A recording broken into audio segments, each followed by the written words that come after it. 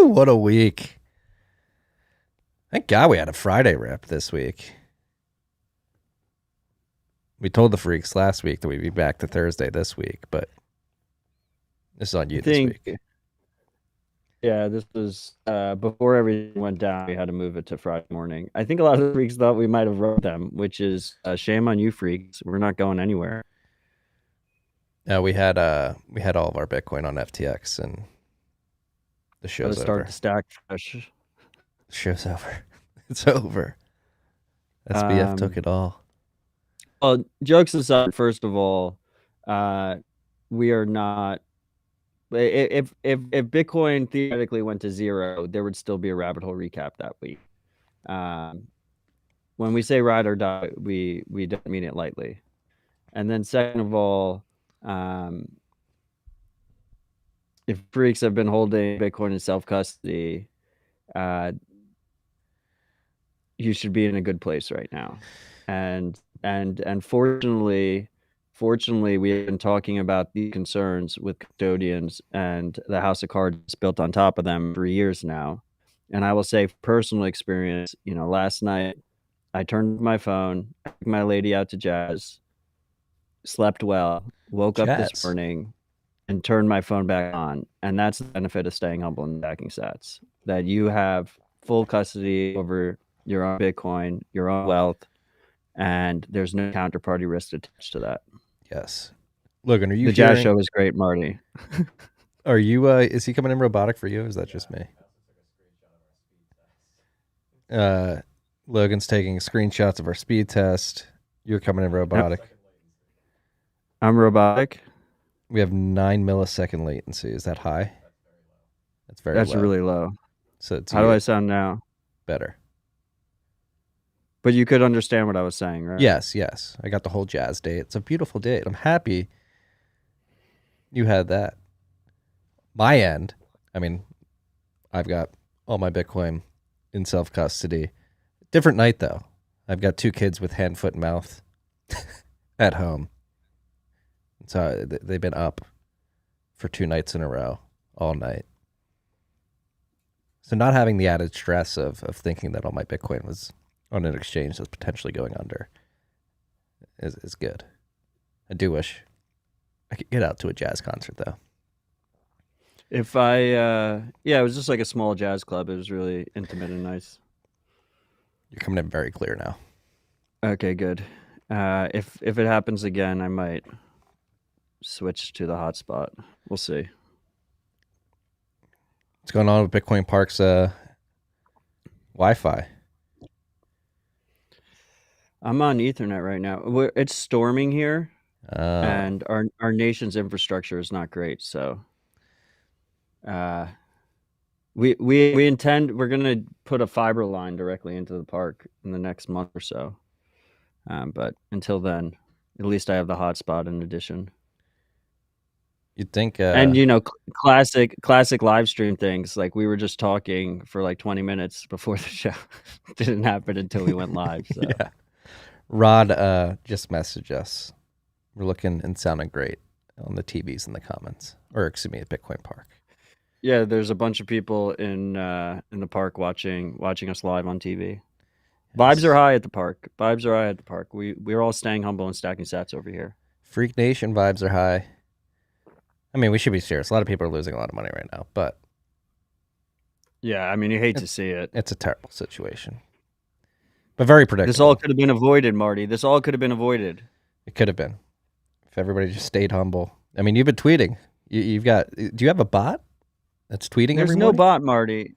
Do you have some respect? There's no bot. I wake up in the morning, I have a coffee, I wait about 35 to 40 minutes before I check Twitter. And the first thing I do when I check Twitter is I tweet out, "Good morning, stay humble, stack sats." For the last 40 days, I've been doing that. There is no bot. Do you have a copy paste? Do you have like a note where you it's just copy paste it? No, I type it out. I type it out myself. Okay. I type it out myself. All right. That's good to know.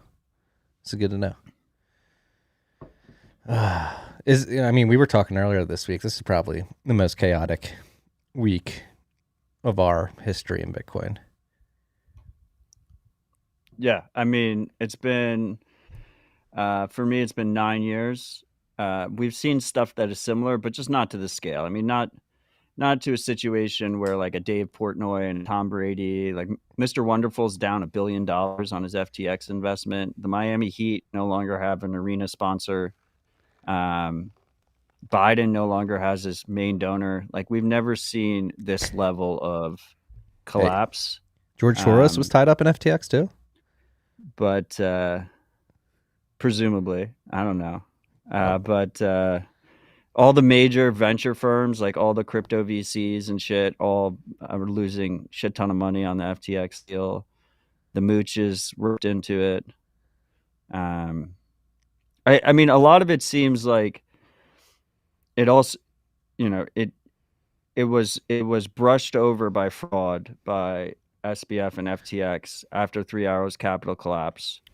And if Binance and CZ hadn't made their move for the kill shot, it might, they might, I like, I think back to my like childhood, like Scooby-Doo days. Like, if it wasn't for that meddling CZ, like, he might have gotten away with it because of the CPI print. And then we would be 6 years in the future or 4 years in the future before this whole thing blew up. Meanwhile, Gox is almost 10 years ago, I guess, at this point. So like, people were starting to, I resurfaced my tweet from 2021 where I went all caps about custodial risk. And there's so many comments in there like, oh, we've passed that point. Like, the industry has matured. So I think people needed to, it's the unfortunate reality, right? The unfortunate reality is that we've spent thousands of hours of our time trying to help people avoid this fate. Yeah. But ultimately, and we've said this in the past, most people will not learn unless they touch the stove. Most people will not learn unless they get burned.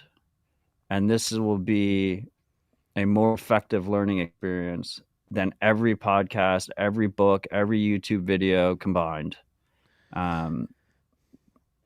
I mean, a lot of people will leave the space, but the people that stay will learn the fundamentals again, at least for a little bit before we all forget. Well, before a lot of people forget, we will not forget. Yeah, there's definitely people are going to leave the space. It'll be interesting to see, hopefully, new best practices come out of this, particularly in terms of how customer funds are managed if you're going to interact with a trusted third party. There's ways via Bitcoin's native properties to ensure that funds aren't being rehypothecated. You're not just giving your funds to this third party and then they're using it to take undue risk. Obviously, we got two sponsors on this show, Hodlhodl, Unchained, that use collaborative custody, and that is the model I think should take over moving forward. But we can get into that discussion. Big week. We're going to get into everything, all the theories, exactly what happened, but back to basics, back to fundamentals. Let's get to Clark's dashboard. Obviously, the price of Bitcoin has taken a hit due to massive liquidations with this fallout. It's currently sitting at 16,660 cuck bucks. One cuck buck's going to get you 6,000 sats on the dot. I think the low during this whole crisis on most exchanges was like 15.8. I was looking yesterday. Yeah, like 15.5 to 15.8, I believe. Could go lower. Bottom may not be in. We're currently sitting at a 319.6 billion cuck buck market cap. We are at block height 762,718, new all-time high. We are 1,346 blocks away from the next difficulty adjustment, which is dead even right now. Blocks been coming in at 10 minutes on average since the last difficulty adjustment, which happened last Sunday between last RHR and this RHR, and that was a negative 0.2% difficulty adjustment. There are currently 2,984 transactions, or excuse me, 9,174 transactions in Clark's mempool. Samurai, Whirlpool, unspent capacity, all-time high on RHR, 5,702.75 Bitcoin. The unspent value has fallen below 100 million due to the price falling. It's at 94.8 million cuck bucks. So blocks are still being produced. Price is falling. Difficulty still adjusting. all is well with the Bitcoin network. There's just chaos outside of it. Yeah. Well, anyway, Marty, obviously we haven't hit peak clown world yet, right? I don't know. We may be on the back end of Are you fucking kidding me, bro? Yeah, I mean, this is what's been really astonishing. I don't know if it's astonishing or just hysterical. Is seeing like all the shitcoiners be like, oh my god, like the Block, like Larry Cermak at the Block. They all got wrecked. FinTech Frank, like oh my gosh, this is heart wrenching. I can't believe SBF would do this to us. It's like, what did you people expect? This is not shocking at all. And there have been many people, myself included, have been trying to ring the alarm bells. I went back through my tweet history, like from at Marty Ben SBF, and I've been ringing the bell for a year. Like, this dude's shady. FTX is shady. I don't know why anybody would trust this guy, but for some reason or another, many a quarterback endorse them. Larry David endorsed them. How could they not be, Marty? Did you see this? I mean, the Sequoia investor letter or expose on SBF was one of the most embarrassing pieces of literature I've ever seen in my life. They ripped it off their site. Yeah, I read that. That was pretty bad. I mean, clearly none of these firms did real due diligence. Which was hilarious in the Sequoia letter, where they told their investors that they're marking the investment to zero. I believe it was $120 or $240 million. Like, we take this very seriously. We do extensive and thorough due diligence. It's like, no, you didn't. So before we continue, if you're holding Bitcoin on any custodian, I don't care who it is, right now, this situation is developing very quickly. A lot of players are entangled in this mess. A lot of even Bitcoin only firms were involved in leverage. Obviously, with the price falling, leverage is squeezed. People are getting liquidated. If you have any funds with custodians, if you have any loans out with Bitcoin as collateral, consider stopping listening right now and going and handling your shit. And then you can come back and listen later. We had BlockFi froze withdrawals last night while I was at the jazz show. They're not going to be the only one that does that. BlockFi was the obvious one because they got bailed out by FTX earlier this year. Quote unquote bailed out. They got bailed out by an insolvent exchange. There will be more. We're expect even more minor carnage over here too. So just get your shit in order, and then you can come listen. Yeah, get your coins off exchanges. So let's jump into what exactly happened. So this it seems like this started back during the Terra Luna blow up. Yes, because SBF started with Alameda. He had a trading firm that did a lot of aggressive high risk trading on BitMEX and Binance. My understanding was they were the main market. They were a large amount of the liquidity on BitMEX. Then they decided to launch FTX after that. They were like, oh, why are we providing the majority of volume to other exchanges when we can just run our own exchange and double dip? So presumably, one theory that seems very relevant here is Lucas Nuzzi from Coinmetric, one of the best analysts in the space, was following on-chain flows, and he thinks that Alameda blew up during 3 Arrows Capital. FTX secretly bailed them out, and that's where a lot of the weakness stems from, is from earlier this year when 3 Arrows blew up. Yes. And so FTX has this exchange token, FTT, FTX token. And right. So it's a pre-mined shitcoin. Completely centralized. And so FTX bailed out Alameda by just giving them a bunch of these FTT tokens, and the price of FTT, it had not suffered from the Terra Luna blow up at that point, and Alameda was then able to take those tokens and use them as collateral to get Bitcoin or stable coins to then try to paper over their losses, which is what we saw in the spring of this year when FTX SBF stepped in to be the savior of the space and bail out a lot of these companies. Matt mentioned BlockFi.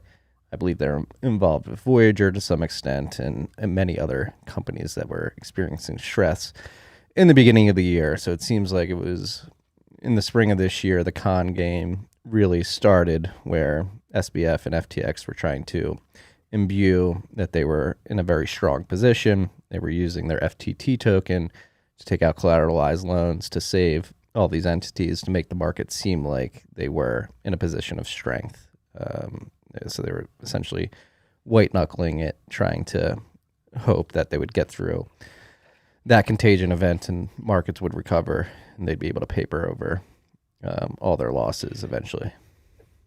Yeah. So FTT, do I sound all right? I know my video is fucked. You're getting cagey. Why don't you switch, and I can roll here. Okay, I'm just gonna switch real quick. Okay, Matt's gonna switch, and yeah, that's.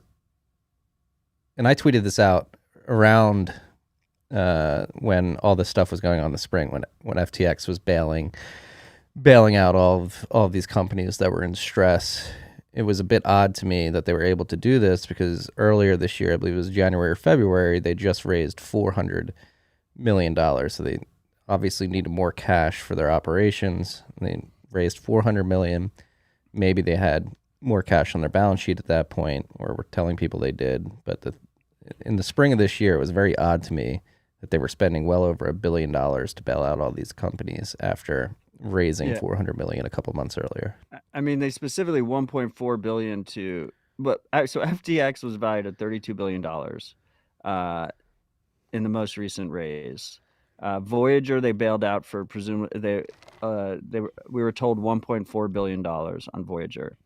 A lot of this, like, we have to remember the context of all this. We were in a world of very cheap money that was very easy to get, that made lofty valuations, made equity raises really easy, made lending money really easy. And FTX blew up as, they grew through that, basically taking more money and more money and more money.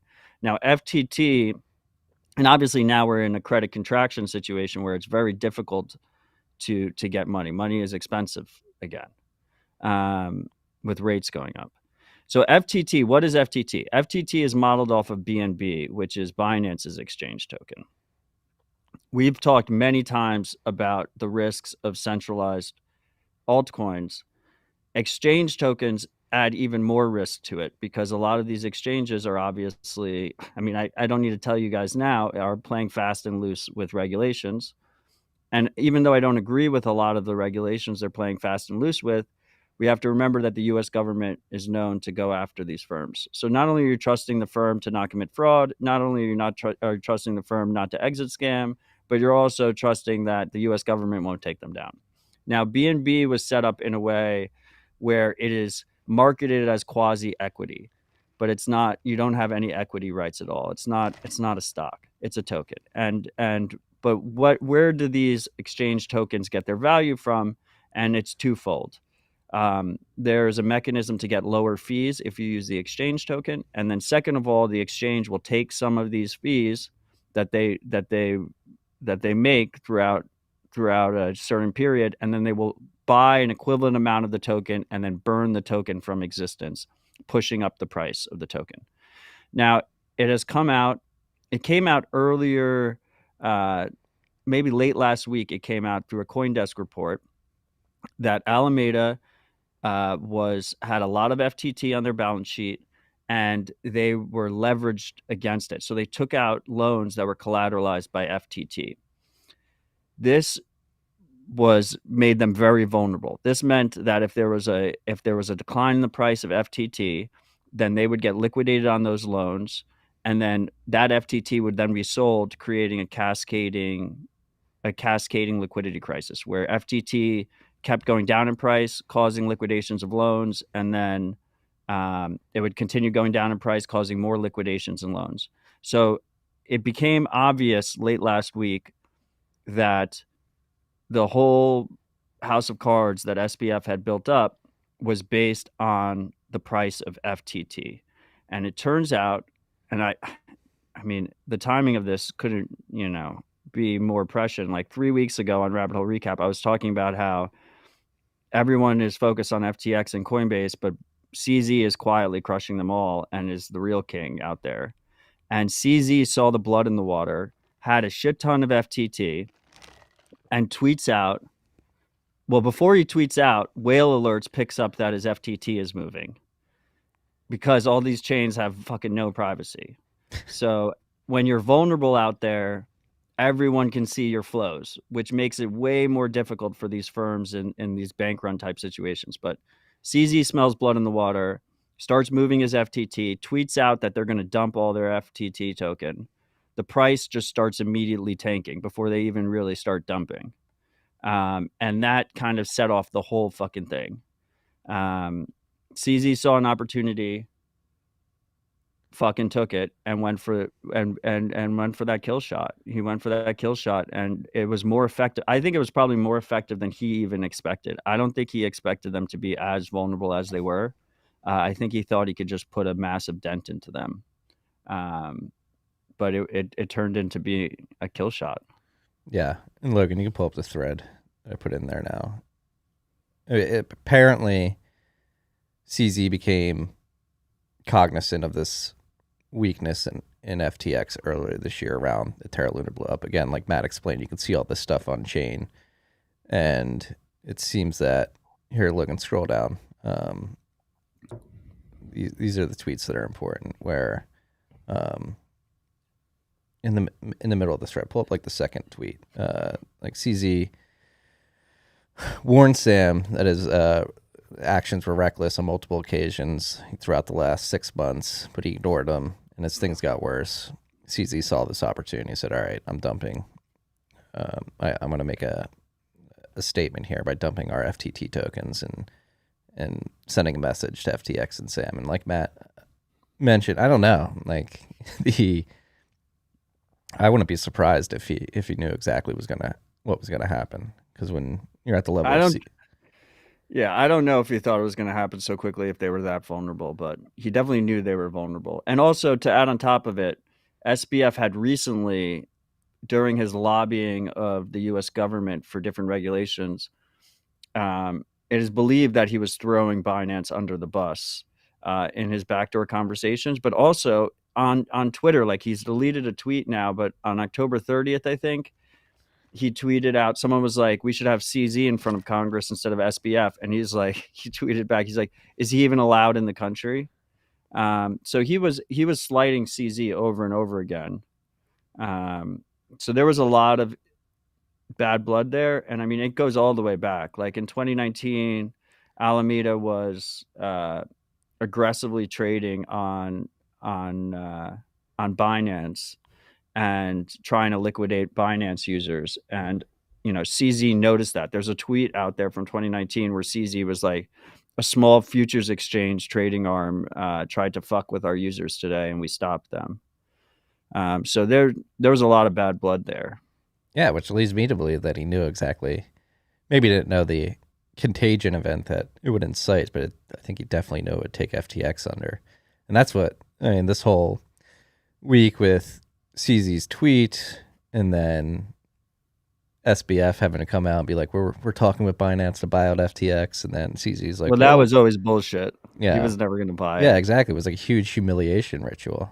It was CZ. He made him bend the knee publicly and show him all of his fucking books, and then said, no, we're not going to buy this. I mean, because if you look at the books, it's pretty obvious that they don't have any money. So, I mean, and this gets into another aspect of this whole saga that is particularly nefarious. Is obviously we've been talking about FTT being used as collateral so they can get loans to paper over all of their losses, but they weren't only doing that, they were taking user deposits and using them to try to paper over their losses as well, which is extremely unethical.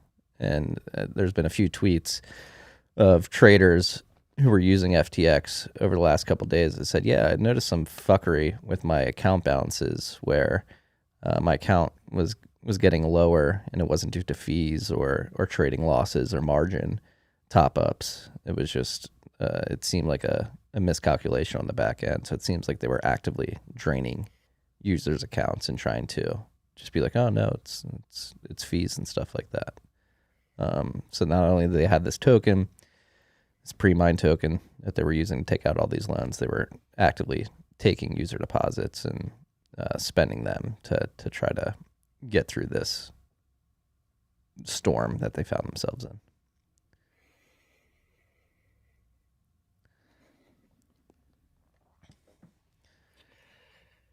It's all so fucked up, Marty. It's very fucked up. And this is another thing that we say often on this podcast. You can't have heroes in this space. And that was the one thing that disgusted me in recent years, particularly the last year, is that Sam Bankman-Fried was held up as this whiz kid genius, pushing effective altruism, and he was one of the best actors in the space. He did say he was going to give away all his money. He didn't say he was going to give away other people's money too. But I don't know. Was it obvious to you that he was a giant scammer? Because to me, it was just very clear cut that there was, again, a massive con game being played. That you have this archetype of the whiz kid who sleeps at the office and has 10 monitors and can tell you all the buzzwords.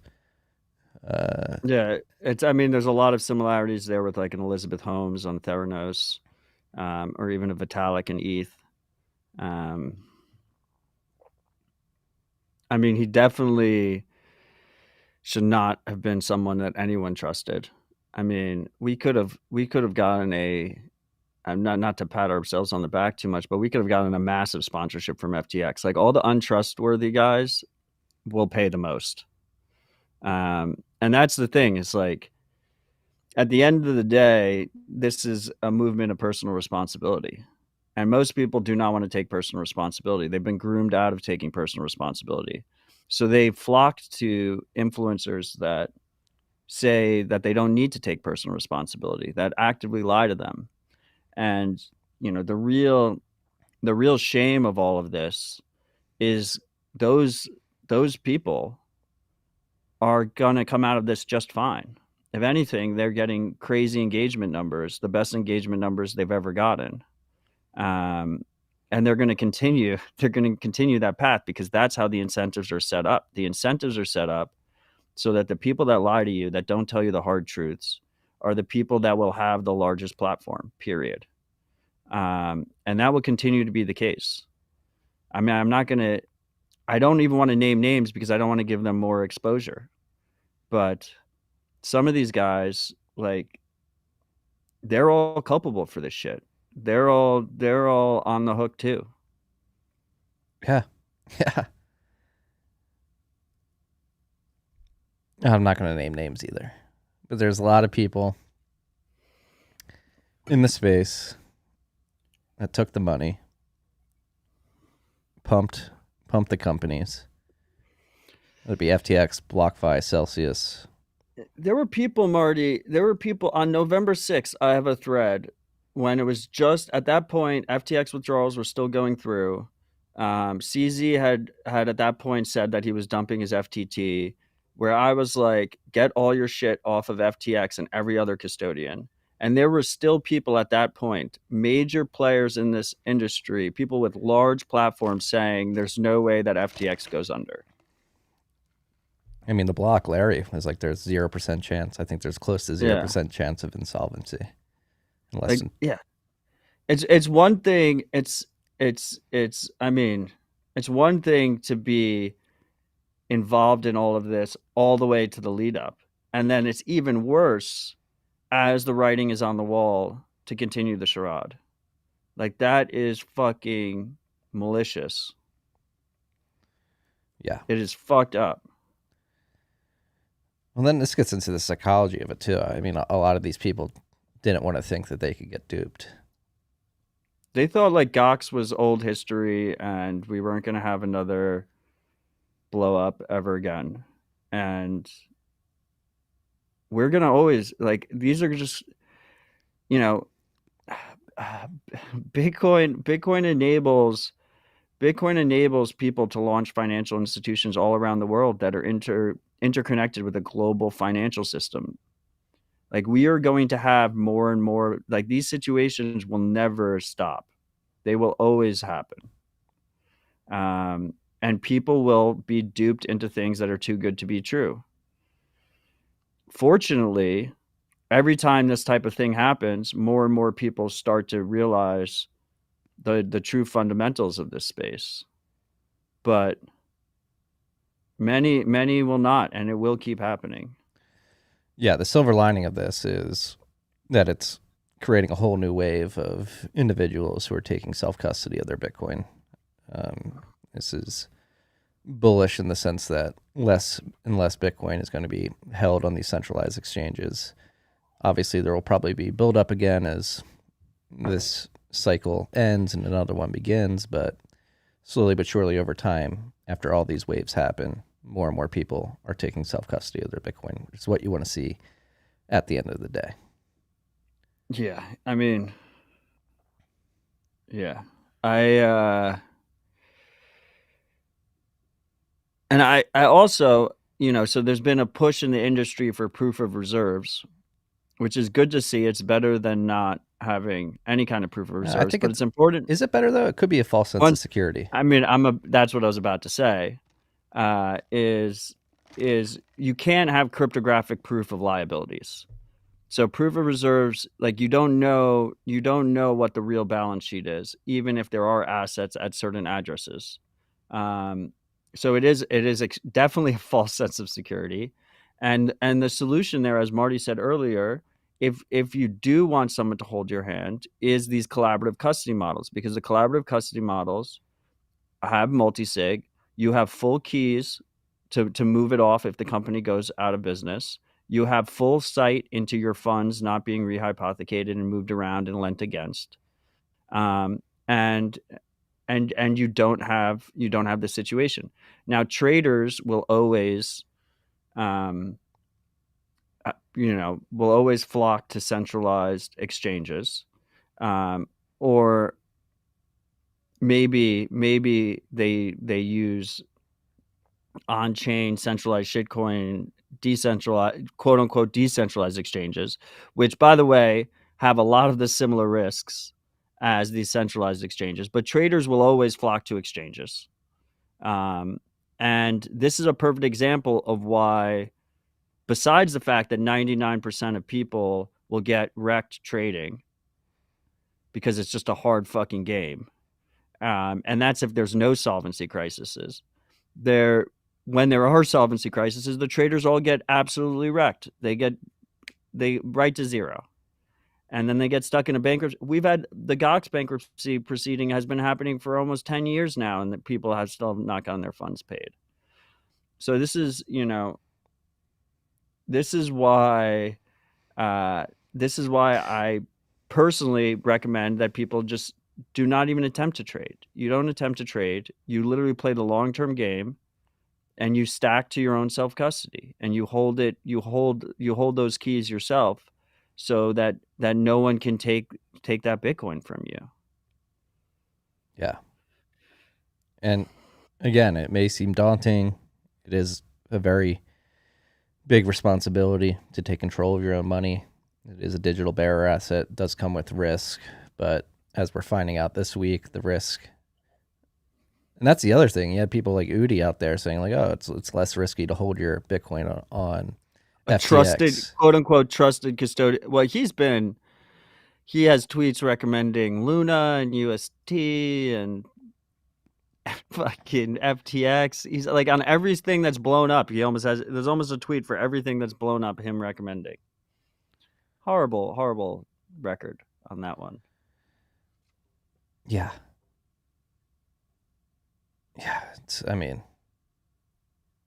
But again, I think this week proves you can make a very strong case that the Bitcoin that you hold in self-custody is at significantly less risk than Bitcoin you hold on a trusted third party.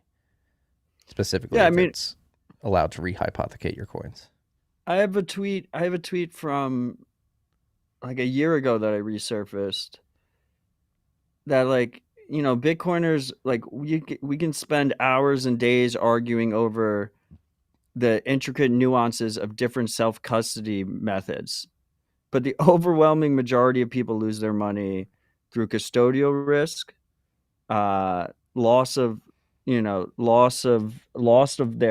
their private key material, like real actionable problems that people have.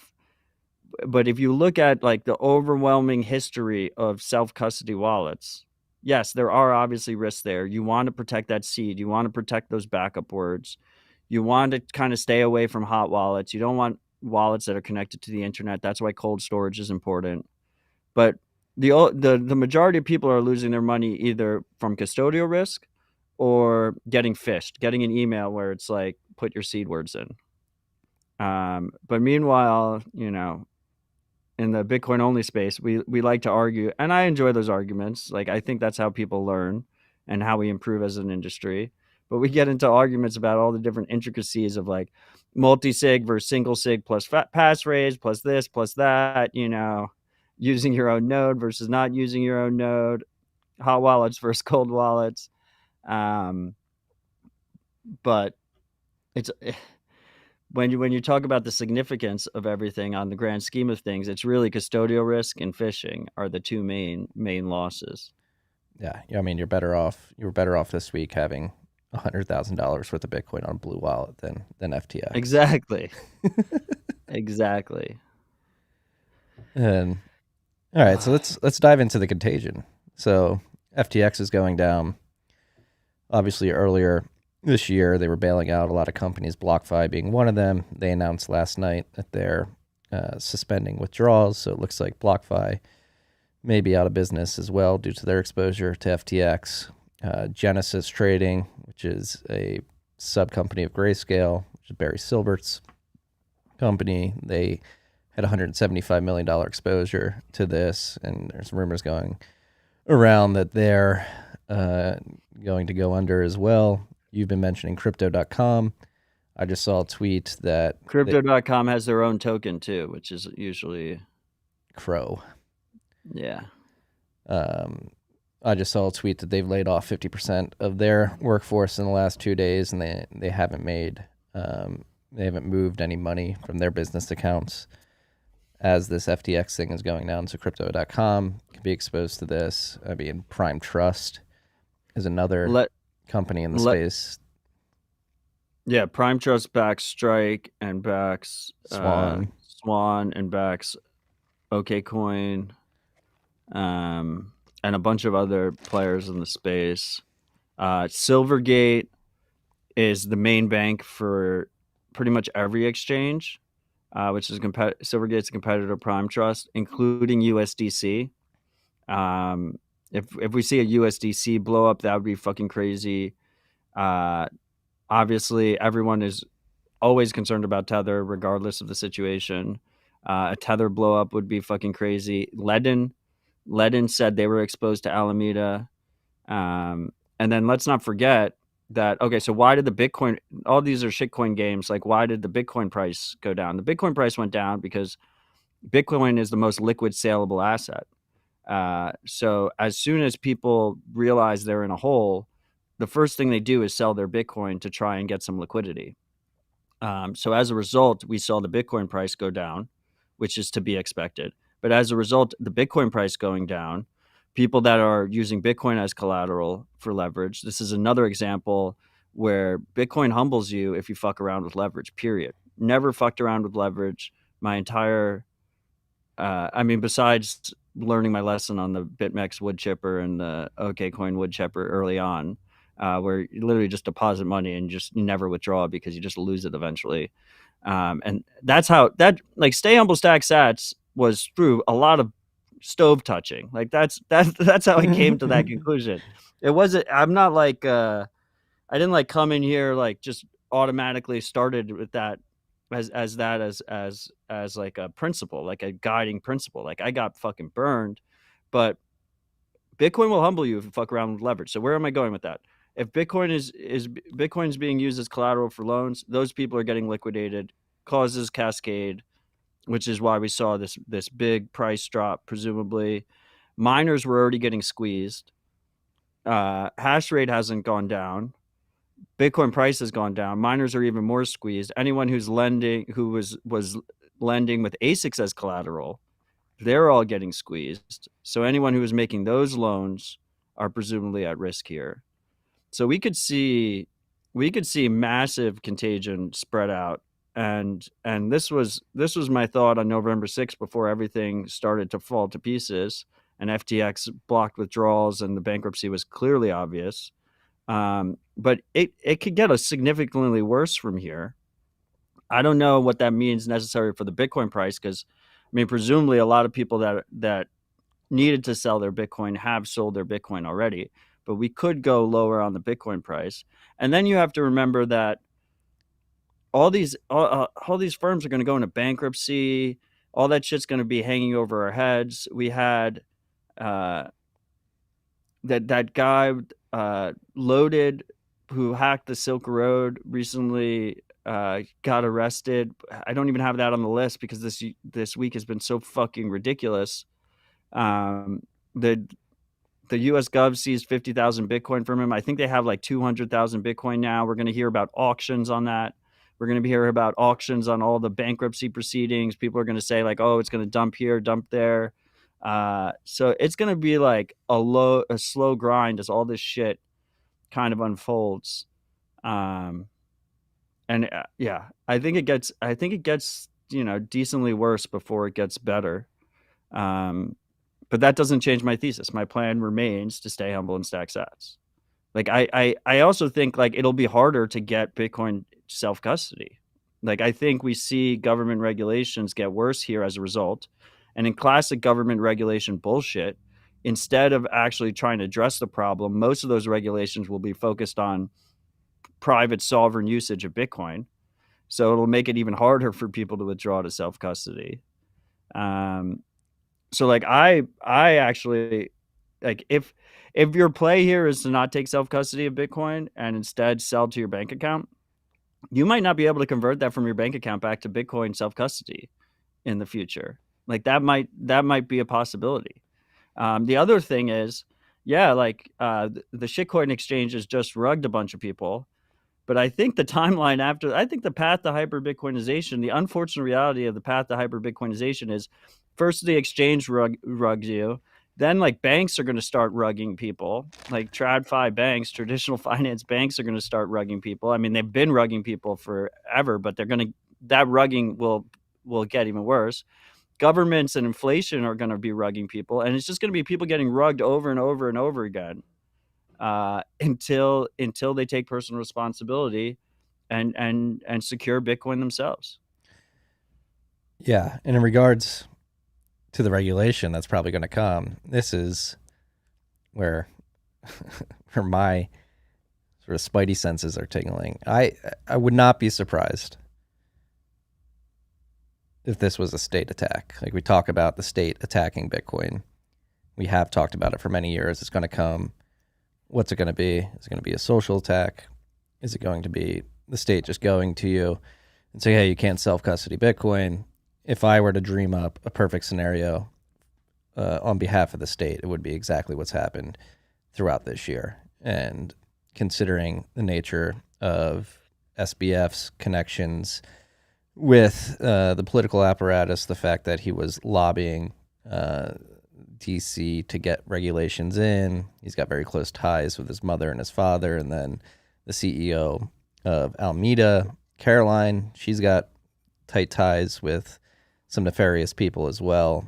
I would not be, and when you look at the Alameda team page before it was ripped from the internet, again, it's just glaring, it's glowing. It's like, how could this group of people ever be considered the smartest people in the room? It's almost too perfect to be true. So I I am trending towards, this is the state's attack on Bitcoin, where they're using SBF, Alameda, FTX as the golden child in the room that everybody trusted, and these people were plants that were sent in to create an epic blow up that allows the government to come in and be like, we need to clean this up.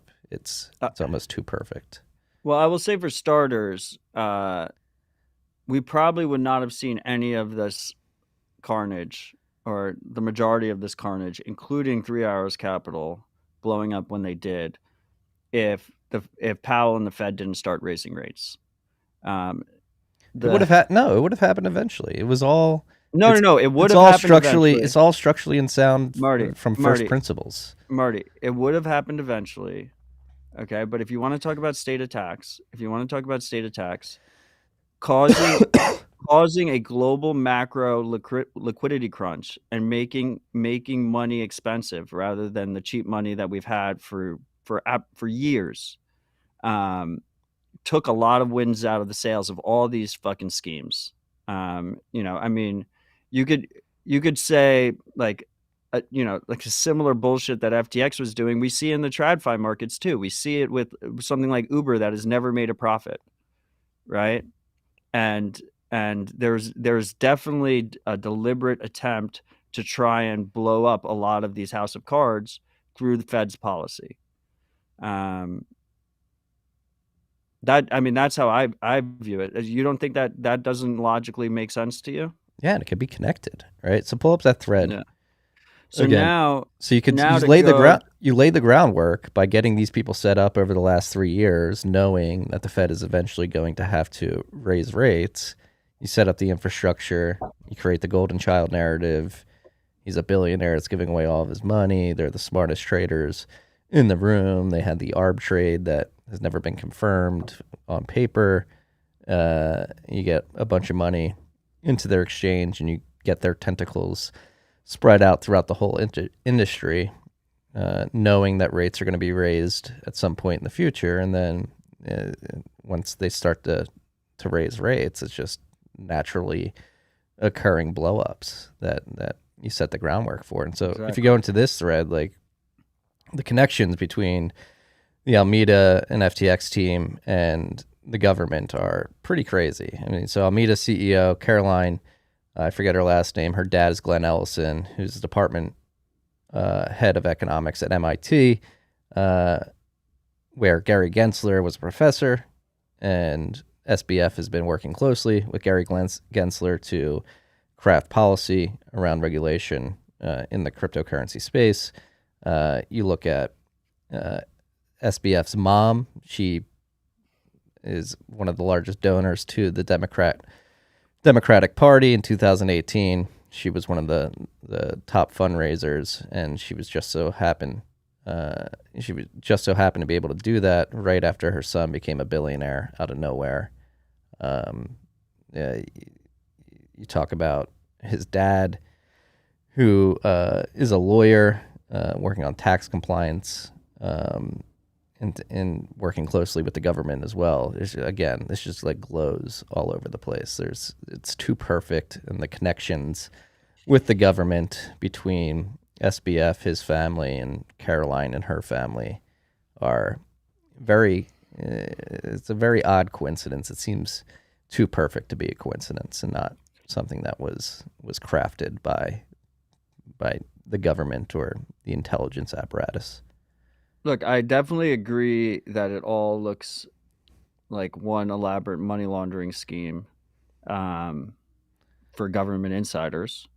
I agree that there's a lot of connections there. I do wonder if it was a premeditated plan to blow up FTX, Marty.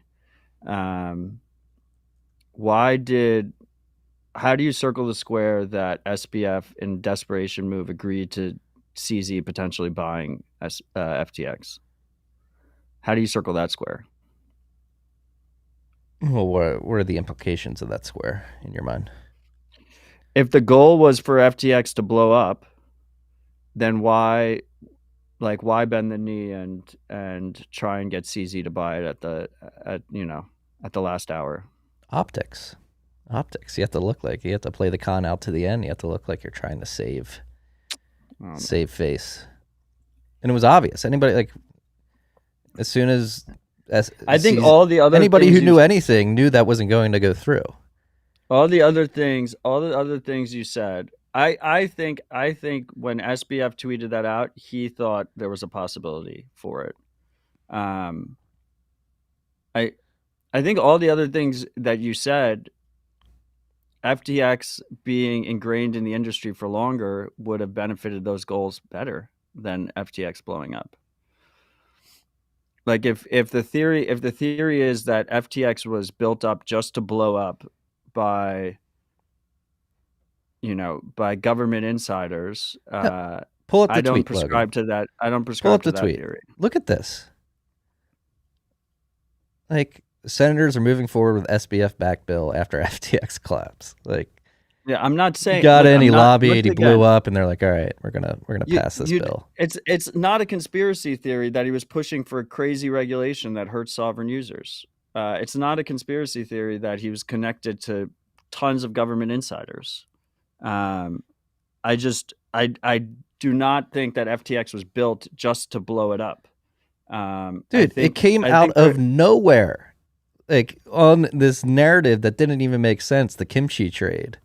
And it's never been verified that he actually, like, how did they go from a company that was built out of this dude's apartment or whatever to a $32 billion company in 3 years? It doesn't make any sense. There's nothing that... Because of cheap fucking money. Cheap fucking money, and journalists loved this bullshit story. They were getting great engagement out of it. He was throwing money at everybody. People like money, so they took this money. No, this reeks of CIA op or Mossad even. Like, did you see the apparently? Yeah, what's your source on the Mossad thing, Marty? You gonna say his name? It's BitBoy Crypto. Fuck that dude. He's responsible for all this shit. Fuck that dude. But that email was from a shitcoin team. They got caught up in FTX, and even though he's BitBoy Crypto's unethical shitcoiner, it would make sense that shitcoiners would launder their dirty laundry through him. And that email that he shared was basically one of the shitcoin teams that got all their funds locked on FTX saying, hey. Literally the worst source. Talk about an unverified source. The emails are there. The guy could come out and deny it. Look, Marty, we have a big audience. I think it's important that we stick to provable facts. But that's just me. Okay. And like more and more information is going to get released over the next, coming weeks and months. And we will have more provable facts. But in the meantime, BitBoy Crypto can go fuck himself. And I'm disappointed in you for using him as a source. Okay, I'm sorry. Well, nix that source. Forget I used that source. We'll go to another source, which is Udi Wertheimer, who's trying to push people to FTX, ex-IDF intel agent. Again, it's too perfect. This is the perfect state attack. Like, what do you not agree that this could be a state attack? Look, shitcoiner's gonna shitcoin. Like, this is not the first bucket shop we've seen blow up. This is not the doing high risk leverage trades in a bull market with cheap money can accrue you tons of value on a house of cards very easily. These are things we know. I do not think. But we also know the government has been looking for an excuse to hammer the industry. Yeah, and a shitcoiner was going to give them the excuse regardless. The fucking ETH is held up like a holy grail, and people can't even withdraw their ETH if it's staked because it's not a fucking feature that they included, that they thought was important enough to include, that you're able to withdraw your fucking ETH. Do you think the US government said to ETH devs, make sure you can't withdraw staked ETH? No, they're just doing shitcoin things that blow the fuck up because they always blow the fuck up. The U.S. government is not sophisticated enough. You're giving them too much credit. I don't think you're giving them enough credit. You're talking about the biggest government in the world that uses an intelligence apparatus to spread color revolutions throughout the world. This has been very well documented as fact. These people know what they're doing. Go read Diaries of an Economic Hitman. Like the playbook is out there. Okay, and whatever. This is the playbook exported to the digital realm. Whatever, Marty. Hey, it's too perfect. Yeah, they're super sophisticated. This was it. Occam's razor is a psyop. I think these people are nefarious. All right, we can move on. The regulation is coming. Talking about the regulation, like, it's really ass backwards because they're coming regulate so you can't self-custody, where this whole fucking saga proves that self-custody is better than trusting these third parties. Like, it's going to be completely oxymoronic regulation, because what they really should be doing is like, hey, don't trust these people. Learn how to take custody of your Bitcoin. If the government really cared about individuals, they would be thrusting regulation that instills multi-sig collaborative custody, no rehypothecation, and that type of stuff. But instead, it's just going to be like, hey, you have to give up all your information. You can't move these off exchanges. You have to trust these third parties even more. That's always the case. That's always what happens with this bullshit. Yeah. So how do we fight back if this is a state attack? Hold your own keys, use your own node, learn privacy best practices. The plan has not changed. Nothing has changed in that regard. These regulations were always going to happen, regardless of FTX blowing up. But it will be used as the excuse in the narrative going forward. Yeah, Senator Warren's licking her chops right now. Yeah, we need to get out in front of the narrative battle. So that's the other thing too. See, this is what pisses me off, Marty. This is what pisses me off. We have Aaron in the fucking comments. We have a freak named Aaron in the comments asking, why does Matt so blindly dismiss corruption? I don't dismiss corruption. There is wide-reaching corruption. FTX was involved in an insane amount of corruption with the United States. That is completely fucking different than a conspiracy theory of like this elaborate scheme that was started by 10 people in a fucking room to put FTX on a pedestal and then blow it the fuck up to lead to the regulations. That's completely fucking different. And it's super easy to fucking dog whistle our audience and say everything's a conspiracy theory and essentially insinuate that there's like a tiny Illuminati group that's fucking all of our problems, when that's not the case. It's basic level corruption and people getting greedy and it blowing up in their face because they weren't humble. You know for a fact that that's not the case. I do not know for a fact it's not the case because we do not have any facts to base either on. But you put me in a hole every fucking time you do this with this bullshit tinfoil hat garbage. It's not garbage. See, and I would turn it on you and see. I think you're extremely naive to think that this type of conspiracy theory that these people conspire to get more control over us, which is the big theme of this show throughout the years. These people, who are the fucking people, Marty?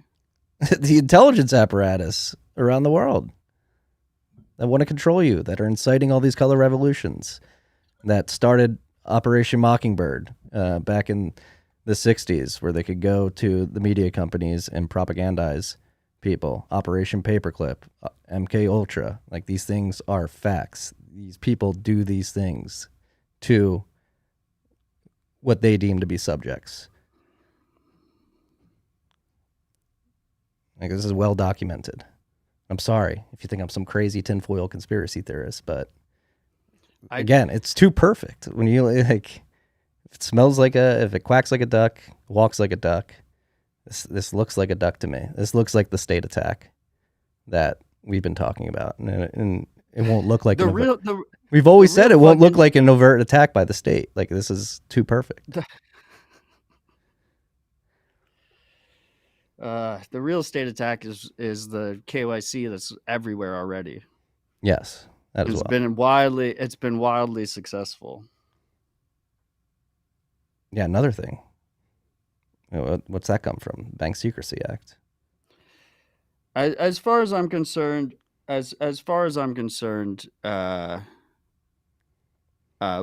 we should base conclusions in verifiable facts, and it's very easy to dog whistle a base that doesn't care about facts. Stop saying that I'm wants dog to whistling. absolve- Stop saying I'm That's dog. all you do. There That's all are you're doing facts right now. No, there are facts. Like, these connections are real.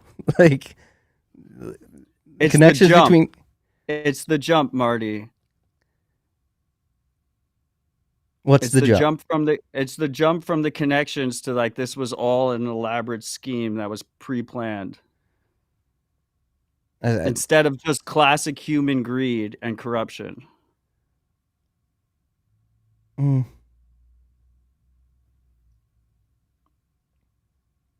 no, I still think it's a big op. I'm sorry. It's again, it's too perfect. Again, I do think these people are evil. I think they're nefarious forces. They have proven, it's been documented, that they collude to do this type of stuff. I mean, there's plenty of documentation on the intelligence apparatus's means of co-opting certain movements. And you get people in there that are golden children, that are whiz kids, that people trust. Then you rip that trust out and replace it with the state that you can trust and the regulations. It's exactly what's happening. I could totally see it being greed and corruption, just pure human action as well. But I don't know. I'm sorry if I'm jaded. I'm sorry if I've seen too much information, but these people have proven time and time again that they will act nefariously. These people being the central intelligence agencies of the world. Where do we go from here? This is why we stay humble and stack sats. And that's why I think we need to get out on the narrative front and say, hey, these people are willing to do this. We need to instill courage in the freaks out there to stand up and say, hey, it seems like we're being fucked with right now. Like, we need to stand up for sovereign Bitcoin usage and fight back against these forces that would like to cattle herd us into a CBDC, into a digital panopticon, or cattle herd us further into it.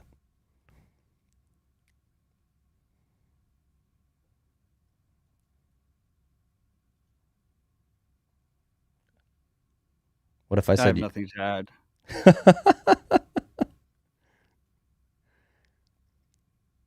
All right.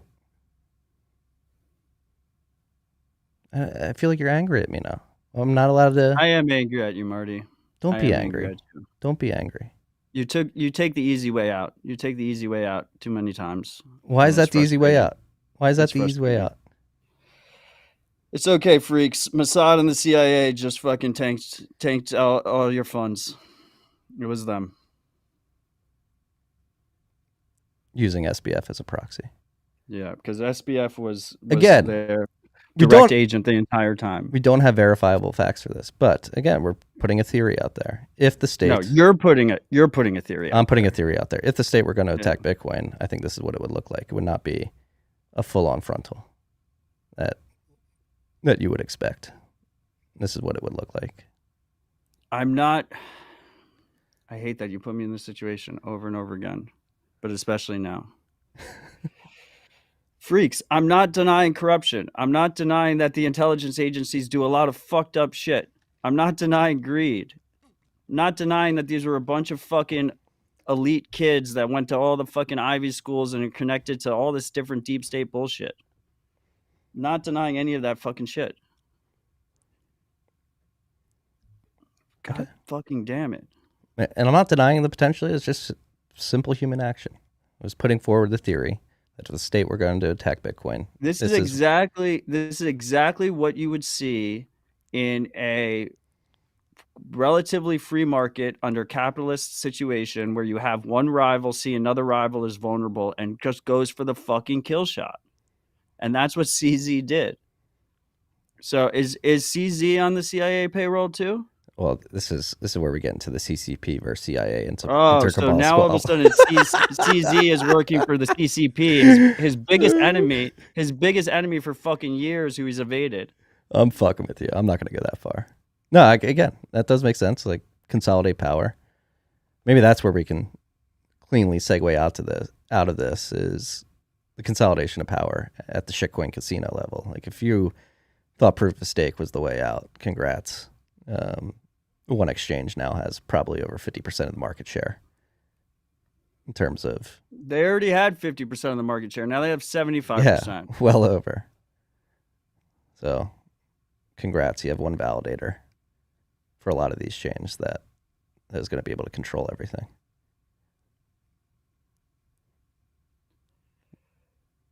I'm sorry. You got to let me do my thing every once in a while.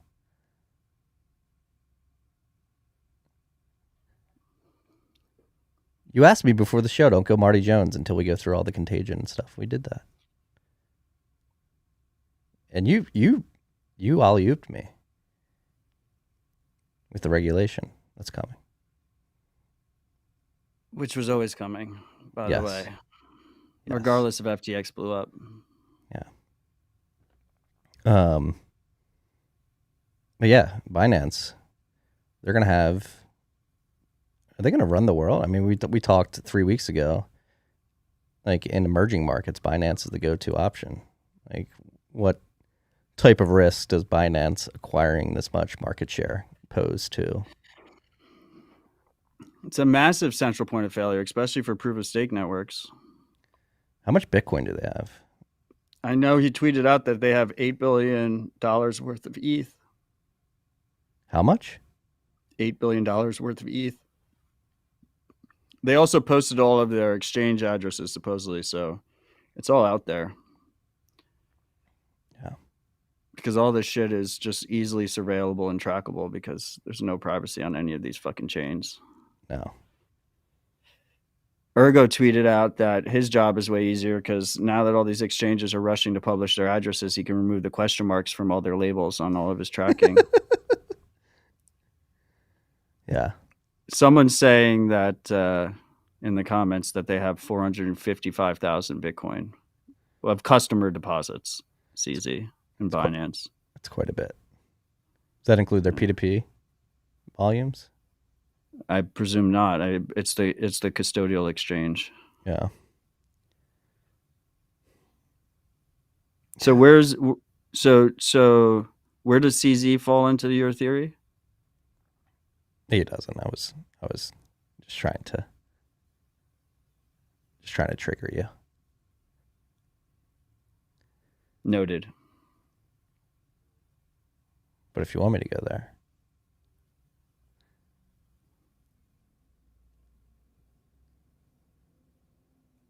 Who knows? I've always thought shitcoins are an attack on Bitcoin. Did anyone else blow up since we went live? Crypto.com. Rumors of them blowing up. BlockFi. No, it looks like nobody else has. I mean, Genesis is on the ropes. Let's talk about Prime Trust. I mean, because I think that Prime Trust and Silvergate, if they wind up getting dragged into this mess, that affects Bitcoin and Bitcoin-only companies pretty significantly, particularly Swan and Strike, as we mentioned. And then Silvergate, many of the companies in the space that are Bitcoin-only doing things above board have bank accounts there, and they could be affected. I mean, Silvergate backs the whole ecosystem. I think they're Coinbase's bank. They're like everybody's bank. USDC. I mean, that's part of the discussion behind the space right now, behind the scenes right now, is would the Fed step in and bail out Silvergate if it got to that point? I mean, Prime Trust is a massive centralized issue that we've talked about many times, but I mean, I haven't seen anything specifically pointing to them being involved, being exposed here. Silvergate seems like they're extremely exposed. Like the CEO, didn't the CEO resign? And they brought in a new leadership team, and the stock's down like a shit ton. I mean, you have to realize, like, in this environment, the easiest thing to do is spread theories not based in fact, create panic, and do dramatic speculation, right? To the point where we've seen idiots say that Unchained Capital is insolvent when they literally have collaborative custody. Like, you can't, like, you're holding it in a multisig vault, but people believe that because it's an easy panic thing to sell in this environment. So while I will say that it is prudent that everyone self-custody, it's also going to be very apparent that people are just going to be throwing out theories out there because everyone could be at risk. And that is true, which is why you should self-custody. But there's a lot of, there's a lot of panic out there right now. Yeah. I mean, fucking Novogratz, people trust him with billions of fucking dollars, goes on CNBC and says that Bukele lost his Bitcoin on FTX because he read an impersonator tweet that he couldn't even verify the fucking Twitter handle. Tier 13X. He didn't even fucking verify the Twitter handle before he went on CNBC and said that. Because no one fucking cares about facts. Because it's way easier to just spread bullshit. In this environment particularly.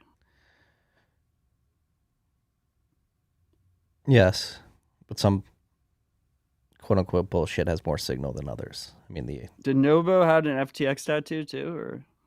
Probably on his ass. Right next to his Luna tattoo? Yeah, I'm doing some digging on Silvergate. Will Cole from Unchained. People are asking, does Unchained have any exposure to Silvergate? He tweeted an hour ago. We've spoken to Silvergate, and there's no exposure for us. Also, to clarify, we don't hold any user dollars. We only facilitate trades that's settled cold storage with keys that you control on a per trade basis. Yeah, Silvergate's the big question out there right now. Silvergate would be a disaster if Silvergate goes under. For a lot of firms in the industry, it wouldn't be particularly like the shitcoin casinos. But once again, if you stay humble and stack sats, short term your purchasing power would go down. Like, let's make that clear. But you'll still have your Bitcoin, and long term the thesis remains the same. Yeah, so White Rhino NL tweeted this out yesterday, dug into Silvergate's balance sheet. It looks like they have 1.8 billion in cash, 11.4 billion in treasuries, 1.4 billion loaned out, and 13.2 billion in deposits. So that seems like a pretty bolstered balance sheet to me.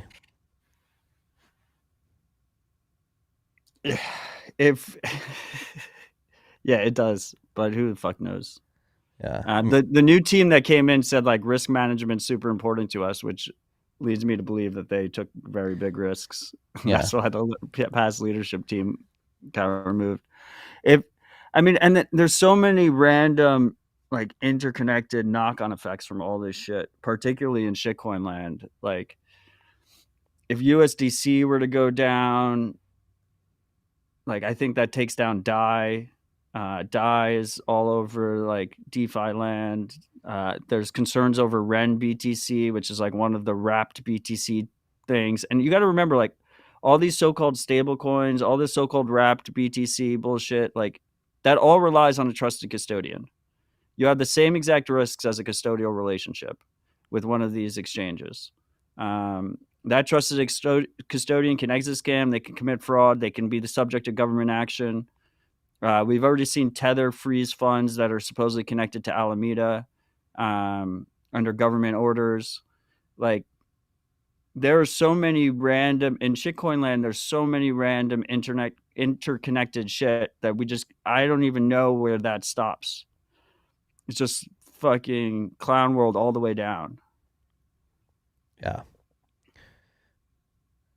Yeah. Yeah, it could be bad. And does it like leak in? I mean, obviously, like you had the Ontario pension fund and a couple other pension funds vested in FTX. They've had to write those down. Like, this is affecting pension funds now. Does that have a knock-on effect? Do they have to sell some of their assets? You can pull that back up. This is Silvergate. They made the Ontario pension fund is fucking investor in a $32 billion valuation FTX. Yes. Which was part of an elaborate CIA op to take down the Ontario pension fund. Yeah. And so this, I mean, David Bailey was tweeting this out, like, run for the hills, Silvergate's going down, but I would take this the other way. I do think, since they have access to the Federal Reserve Bank, considering the fact that, like, pension funds and institutional investors have exposure to Bitcoin now, and if Silvergate were to go down, it would have significant contagion effect in the industry, just not allowing companies to operate because they don't have access to banking services. That Silvergate came out yesterday or the day before and said we have the ability to borrow from the Federal Home Loan Bank and the Federal Reserve Bank, further strengthening our liquidity position. But this figure they quoted as of September 30th, 8.3 billion in securities available for sale is less than that balance sheet snippet we just shared. So maybe they've had to liquidate some of that over the summer. Well, even though that balance sheet's from September 30th too. So these numbers are from the same. Oh yeah, and the orange is that quoted metric. Well, anyway, at the end of the day, I think you'd have to be fucking crazy to be holding any money with a custodian, holding any so-called stable coins, holding any so-called wrapped Bitcoin. The only thing that's safe right now, the only thing that is truly a safe haven in all this bullshit is Bitcoin held in self-custody and its unique value prop of being of not having counterparty risk. And people will start to realize that. And these types of learning experiences will make it very obvious to people how unique Bitcoin is in its lack of counterparty risk when you hold it with self-custody and you use it with your own node. Yes. And more people are going to be doing this moving forward, which is the silver lining. What I want to go to after this. Yeah, news BlockFi had something like $600 million in a loan. That's the other thing, like the nature between FTX bailing them out and BlockFi loaning them $600 million. That doesn't make any sense to me either. What do you mean? Like, how can you loan $600 million to the company that bailed you out? Well, BlockFi has their whole business model is a predatory business model where they offer you interest on your deposits as basically the bait in a lobster trap to get you to deposit into their service. So they need to get the quote unquote yield from somewhere. So presumably the closed door deal where FTX picked up BlockFi and bailed them out for pennies involved them getting their yield from FTX and Alameda, right? Yeah. Yeah. Oh, it's such a shit show. Let's talk about the other side of this. What are, again, going back to collaborative custody, like Prime Trust. I mean, obviously, Unchained's a sponsor.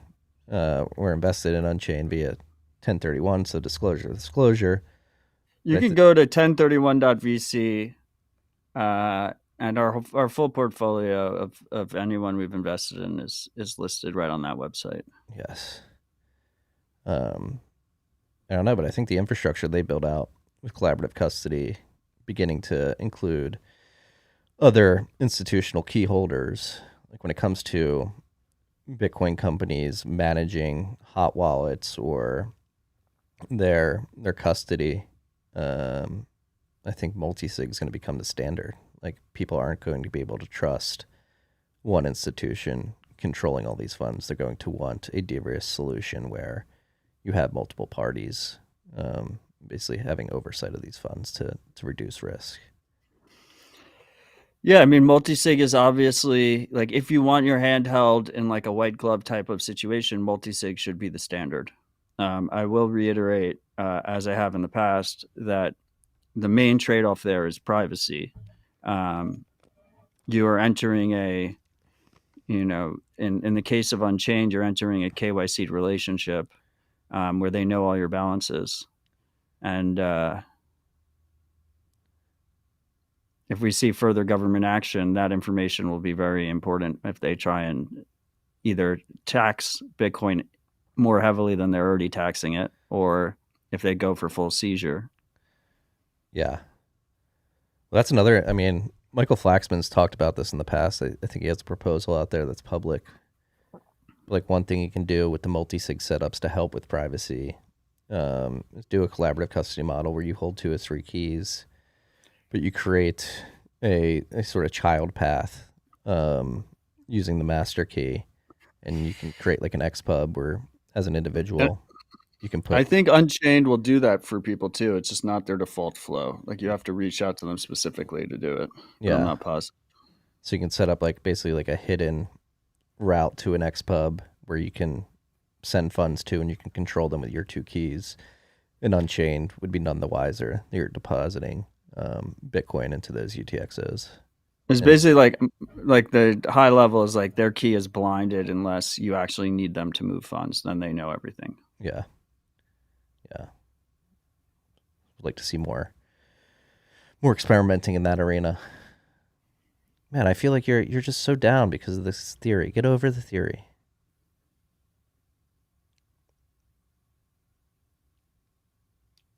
I'm just disappointed. Don't be disappointed. You knew this was going to happen. Why do you even look up to Alex Jones? You know he's a scammer, right? I don't look up to Alex Jones. I've never. Okay. I don't watch InfoWars or any of that. Okay. I actually think he might be a state actor. He probably is. Controlled opposition. Yeah. Because he says nice, easy, digestible lies to people and then sells them fucking supplements. Get your dick pills. You need that dick strength. Take your silver iodine. Another note, lighter note, got a call from Bitcoin Tina this morning. Wasn't even out of bed. Had him screaming in my ear. I feel comfortable saying this because I told him I was going to talk about it. He said he was fine. He thinks this is going to be a very long, extended bear market. So I think that's a bottom signal. Well, the bottom signal was when he sold all this fucking Bitcoin. Well, or lower than that.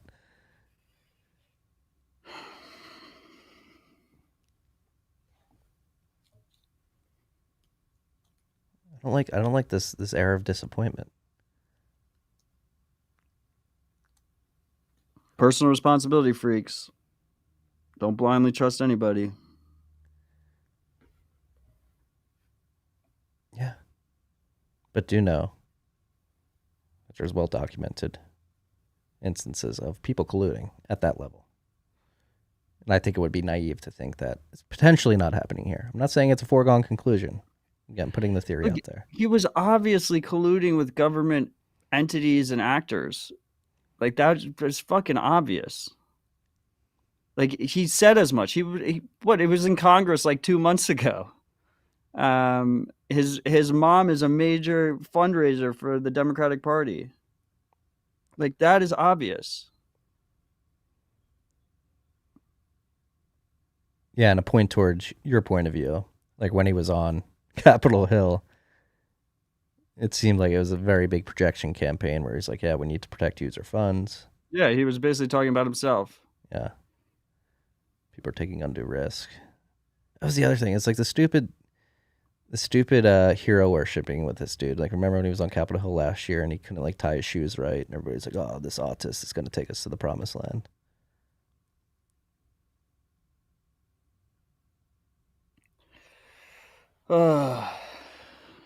Nuance. Are you going to pick your vibes up?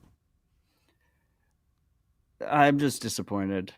Why are you disappointed? I'm not even just disappointed in you. I'm disappointed in the freaks in the chat too. Some of the freaks in the chat. Hey, there's different perspectives to this stuff. Yeah, okay. What else do we have on the list? Did you see Ben Carman do a mainnet Vortex transaction yesterday? You don't need a grand conspiracy for shitcoin traders to make a shit ton of money and then lose it really quickly as well. You just don't. That is tale as old as Bitcoin. Well, that's not the theory. The theory is, What is the theory, Marty? it's an attack vector. Yeah. Everybody knows that. So it's an easy cop out. Like, yeah, it's easy for shitcoiners to spin this up and lose a bunch of money. Let's make the most vaunted do it. We don't have to go. You're just going to keep getting disappointed, but you have your view. I have mine. Let's talk about Vortex. Let's get into actual stuff. Signal in the Bitcoin space this week. So what do you want to talk about Vortex? Ben Carman. He created Why don't Vortex. you lead us off? Vortex is a project that an individual that sometimes gets shooed on this podcast created in an effort to create more collaborative transaction models. So Vortex is a way to do a collaborative spend to open up Lightning Network channels. That's always been one of the knocks on Lightning channels is you're locking up your UTXOs, and it's very obvious that it's a Lightning channel and you're leaking privacy. This is, I don't know if he uses Taproot for this, but this is essentially a mechanism to do a collaborative transaction when you're opening a Lightning Network channel to get more privacy. Supposedly Tony found a vulnerability in this that's been patched. What was it? I don't know. There's too much going on this week. I have Tony and Carman coming on Dispatch later today, including Barack. We're going to talk about the lightning bugs. Do you people remember that? Or when we all had to update our lightning nodes last week? Well, since you were at the Jazz Show last night, we posted this episode last night, recorded with John Carvalho. I actually suggested a Citadel Dispatch episode. I think you should have John on with one of the core devs to talk about the RBF situation. Because that's getting merged into version 0.24.0. A toggle is getting merged that people can turn on or turn off. It's defaults off and people can turn it on. You should, John, you gotta listen to the episode, and there was a lot of nuance added to it. From John's perspective, I think it would be a good discussion on Citadel Dispatch. Personally, for things that are not consensus related, that are policy related, I want toggles for everything in Bitcoin Core. Like, well, that was part of the conversation we got to. You shouldn't have to be a technical user to be able to choose your policy settings. Well, should Core implement it, or should that be allocated to like wallet software? If an advanced user can do it, why shouldn't a regular user just have a fucking toggle?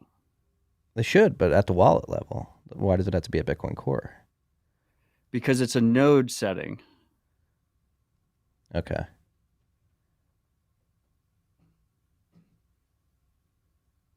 All right.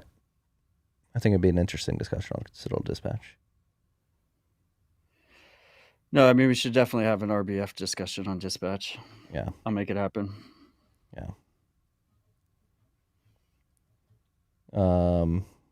Damn, dude, you're killing the vibes here.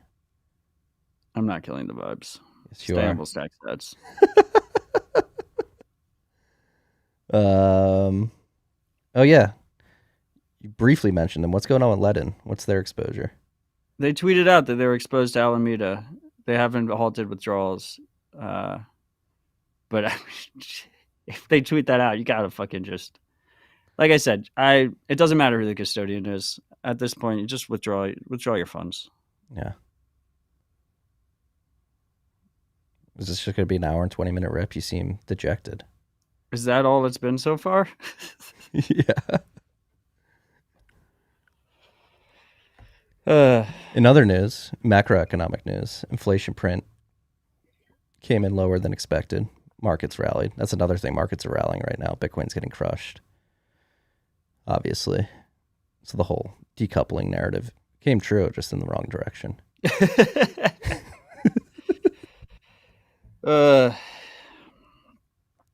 And apparently you can still trade on FTX. Which is, I mean, it just goes to show like what a clown world it is. It's like inflation was like year over year is like still 7-something%, but it was lower than expected. So then markets are rallying because the Fed's more likely to stop raising rates. It's just fucking all just clown bullshit. yeah. How long do you think this affects the industry? 'Cause that's the thing. Obviously, the toxic Bitcoin maximalist meme was a big thing over the last year. It seems that that type of individual is being proven right and vindicated in the midst of this blow up. Do you think Bitcoin gets dragged down with the trash, or do you think there's enough people that are noticing that this narrative of Bitcoin's different, the values of Bitcoin are different than the shitcoin world? Do you think that becomes clear in the broader market, or do you think people just see this and think, oh, it's all shit? Well, the question is how much, how large is the overhang of people that were caught up in all this bullshit and them needing to sell Bitcoin to cover the other bullshit? That's really what it comes down to. That's where the Bitcoin sell pressure is. The Bitcoin protocol is fine. Nothing has changed. It's as robust as ever. And then, I mean, the black swan is so right now what we see is the thesis, the way I look at this stuff is like in times of crisis, people should flee to Bitcoin, right? Obviously, that's not really the case for the majority of people. A lot of them flee to stable coins, quote unquote stable coins. So like the real black swan type of situation would be if one of the two main stable coins goes down, USDC or Tether. And if that happens, then all of a sudden there's a crisis of faith in so-called stable coins, and then people flee to Bitcoin. But barring that, I mean, we got to imagine that it's not going to be like a V-type recovery for Bitcoin here. It's going to be like a slow grind where like stackers set the floor. Who knows what the short-term price is going to be. And then as stackers set the floor, everyone gets liquidated that wasn't humble. And then we proceed to the next cycle as is tradition. Yeah. I could see that happening, like in terms of stable coins. That would completely decimate the shitcoin world. Because a lot of those DeFi protocols depend on these stable coins. When it comes to Tether seems relatively strong right now. There were rumors that it was going under. Paolo's been out in front of those rumors saying, hey, we have plenty. Basically saying, yeah, all right, if you guys want to redeem Tether, do it. We have plenty of cash in our reserves. I mean, yeah, Tether's minting in the high interest rate environment. Both Tether and USDC are minting. Like what Arthur, who by the way is probably having the last laugh now because he just got slapped with a $10 million fine. BitMEX seems relatively good in this situation. Arthur had his post where he speculated on Tether revenue, and he said it was like 1.3 billion they're making on interest alone per year, and USDC is making like 800 million a year on interest based on his calculations. Because essentially they're giving you this dollar product, and then they're holding dollar equivalents that are generating interest in a high interest rate environment. So they're minting fucking money right now. Yeah.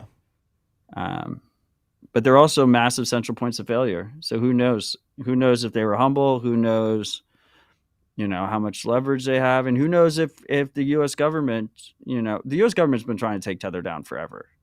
But who knows, what the regulatory environment is, and how that impacts those stablecoins. But I would say that's like probably that's the biggest black swan type. And I say black swan is something I'm like saying it ahead of time. It's something that we've speculated on many times. But if there was a crisis in faith in so-called stable coins, it could be interesting. But I will say one of the things that I've noticed is Bitcoin mempools haven't really been filling up. There's not that much on-chain Bitcoin activity given the situation. You would think in like a crisis situation like this, you would see Bitcoin moving like crazy all over the place. which leads me to believe that most of this stuff is just happening in custodians on different custodial platforms, rather than actually self-sovereign Bitcoin. Yeah, there was a fee spike earlier this morning, or in the last hour. But yeah, The fees are pretty stackers low. always set the floor, but it's, we'll see where that floor is, and then from there we'll my guess is, look, I'm once again not a trader. I have no idea where the short-term price goes, but the way I look at it is this contagion spreads, and I said this before, tweeted this out before FTX even halted withdrawals. Like, this contagion spreads, it's going to go all over the place. It's going to go all throughout shitcoin land. It's going to put even more crunch on Bitcoin miners. There's going to be bankruptcies left and right. All this shit's going to be hanging over our head. There's going to be a massive FUD cycle between government regulation and different entities dumping after bankruptcy proceedings, whatnot. We're still going to hear the FUD cycle of the Silk Road situation, the Silk Road hacker, and all the other Bitcoin that the government holds. And it'll be like a slow grind for a while. And that's when, it's always when these things blow up and you have the capitulation wicks and massive volatility. Like, yeah, it sucks. Of course it fucking sucks to see, 25% of your purchase, when you're basically all in, 25% of your purchasing power evaporate overnight. But it's exciting, right? What really crushes people is like the long bear market, boring bear market filled with FUD that happens afterwards. That's what usually crushes people, because it's boring. It's extremely fucking boring, and people tune out and walk away, and then they show up again when we're breaching all-time highs, right? Which is not the time. That's how it's always been. When it's boring, you got to figure out a way to make it exciting, because that's actually when it's most exciting, because that's when the opportunity is greatest. I want to talk about the Silk Road hacker. This guy Loaded. So this guy, his name was Loaded. His name on the internet was Loaded. Prolific on Bitcoin Talk. Stole 50,000 Bitcoin from the Silk Road back in 2012. Yeah, the way he did it was pretty funny too. He basically just deposited and kept withdrawing over and over again. Yeah, he wrote a script that allowed him to deposit like many times within the span of a few seconds. Silk Road didn't catch it. So he gets 50,000 Bitcoin in 2012. He holds on to it. He barely spends any of it. And 2017 happens. Bcash fork happens. Everyone who's holding Bitcoin gets an equivalent amount of Bcash. He sells his 50,000 Bcash for about 3,500 Bitcoin on an exchange. He fucks up a change address. A single change address tied the whole fucking thing together. And that's how they were able to connect it to his real identity. They raid his house in Gainesville, Georgia. They find a floor safe with an encrypted version of his seed. Some kind of, it was PIN protected. We're not sure on the specifics, but there was some kind of secret protecting the seed. They held him in jail for 6 months. They threatened him with who knows what, and he handed over the keys to that 50,000 Bitcoin that he had successfully held for 9 years. So like the moral of the story there is one mistake he made in 2017. The change address, right? Because coin control mistake. Because the blockchain is forever, so are our mistakes, and that got him. And the government is saying, well, first of all, Loaded was not a novice. In 2013 on Bitcoin Talk, he was doing a manual coin join with Greg Maxwell. So this guy had pretty good knowledge of Bitcoin. It's easy for all of us to say after the fact, like, oh, he could have done this, he could have done that. I'm not going to be one of those people. I have definitely made privacy related mistakes in my past. That's why I talk about it so much. I mean, for starters, he shouldn't have been on Bitcoin Talk doing a manual coin join with like the transaction IDs on there that we can still see to this day. But yeah, the second point that was important here is the government said that any funds connected to Silk Road are inherently confiscatable. So it's 9 million Bitcoin. Yeah, inherently confiscatable because they weren't seizing it from Loaded; they were seizing it from Ross Ulbricht, and they made that claim in this case. So I mean, that's not a good claim. That's not a good claim. Like, so any bullshit. any Bitcoin that flowed through the Silk Road at any given point in time, so any UTXO that exists today that has a history that connects at some point to the Silk Road via the language that the government just put out there is technically confiscatable by the U.S. government. And again, yeah, I mean, presumably, like, this was obviously directly stolen from the Silk Road. I think they charged them with wire fraud. Yeah. So, like, I find it hard to believe that Bitcoin that's changed hands a bunch of times, they're going to make the same case for, but pretty scary thing to see on paper. Yes. And so what do you think happens with this Bitcoin? Obviously, they still have the Bitfinex hack. They're going to auction all that Bitcoin, as they always do. Do you think they are? Yeah. I mean, they either auction or hold it, right? They've never held a Bitcoin in the past. They have well over 100,000 Bitcoin in possession right now. I think it's 200,000. Even more. Yeah. The Bitfinex hacks, they got like 91,000 back. This is 50,000, so that's 140. I'm not sure what the other 60 are. They Silk Road related to, or BTC maybe. Personally, I think they should be forced to burn them because there shouldn't be an incentive for a government to seize people's money. But our government's corrupt, so they will never burn them. That's for sure. I mean, I think they should return Bitfinex's Bitcoin. They're never going to return Bitfinex. No, they're not. Bitcoin. They should, though.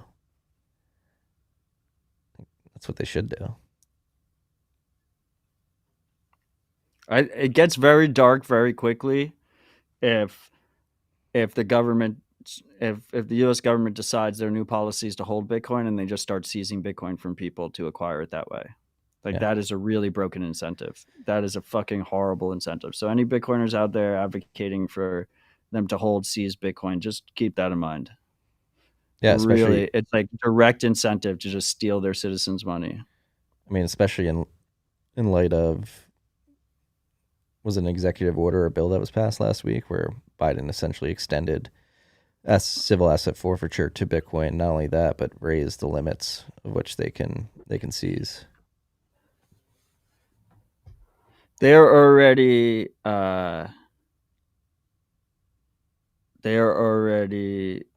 could seize it from civil asset forfeiture, but they raised the limit was 500K worth of Bitcoin. So now they raised that. There's no limit now, I believe. Yeah. Oh. Amin's asking, should the government burn a car if they seize it? That makes no sense. Yes, they should also burn cars if they seize them. They shouldn't get to drive the cars. That's not very ESG friendly, though. I don't fucking care. They shouldn't have an incentive. Like, police departments, law enforcement, government should not have incentive to seize their own citizens' money. I mean, they do usually burn the weed when they seize it. Exactly. It shouldn't be like a fucking budget line item to increase their fucking budget. It's ridiculous. Yeah. I had something else I wanted to bring up. Oh, yeah, the loaded thing. Wasn't there something, too, when he split his coins? Amin does make a separate point that is actually on point, that they proposed to raise the limit, but it hasn't been raised yet. Yes. Didn't he mess up, too? So there was like two things he messed up with. Obviously, that coin control issue with the change address, but then he held his Bitcoin on a Raspberry Pi, and weren't they able to connect the IP address? We don't know if it's a Raspberry Pi. My guess is it wasn't. They said a single board computer. Single board computer, whatever it was. They definitely had his IP address. They had his IP address from the exchange. It wasn't necessarily clear that the exchange that he used, they said it was an offshore exchange in 2017. My guess is it wasn't even a KYC exchange and that they just connected it with the IP address. You think it was BTCE? Was that still around back then? Yeah, it was still around back then, I think. I don't know who it was, but my guess is it wasn't a KYC exchange, but they did say they got his IP address from it, which means he wasn't using a VPN or Tor, which was another mistake. Yeah, they were able to. The IP that he pinged Silk Road to steal the coins with was the same IP he dumped his Bcash with. Yeah, but specifically, however he had his Bitcoin stored, they couldn't get into it without him disclosing the secret, whatever the secret was. We don't know how he stored it. A lot of these Bitcoiners from 2012 have like very convoluted storage methods that they never like, because it's like before seeds existed and shit. They posted pictures. There was no discernible hardware wallets there or anything, but they said a single board computer was involved. They said they held him in custody for 6 months before he provided the secret to unlock the Bitcoin. So they didn't have the means, presumably they didn't have the means to actually crack whatever his storage method was. They coerced him into doing it. They put a gun to his head. Yes. Hate to see it. It was pretty When that basic. happened, when did that come out? Like Friday or something? Yeah, Friday of last week after RHR. Yeah. Matt, I will apologize. I'll apologize, okay? 'Cause I don't like your posturing right now. It's whatever. It doesn't. It's just empty words. It's not empty. Look, Marty, agree. I still love you. I still consider you a brother. It's just, it is what it is. And to each their own. We'll go off the facts that we have in front of us. People use greed. These guys blew up. There's a possibility that it is a state attack, but it's just a theory at this point. We don't have anything to prove it, freaks. Maybe proof will come to light. We'll see, though. What else do we have here? Do you think Bitcoin's bottomed? No. God, no. You don't think 15.8's the bottom? No. Maybe around that range. I don't know if do you follow Cal Abel? No. I don't know who that is. He's an OG Bitcoiner. He's got an interesting theory that essentially ties the fair value Bitcoin price to the energy expended via mining and via his calculations. The floor is around like 15.3 or the fair value. Yeah, I mean, I think that's irrelevant in short-term panic situations. Yeah. And I don't think we've seen minor capitulation fully yet. Like, yeah, but that was the other thing. Yeah, thank you for mentioning that to bring up. Like hash price right now is below 6 cents at 5.9 cents a terahash a day.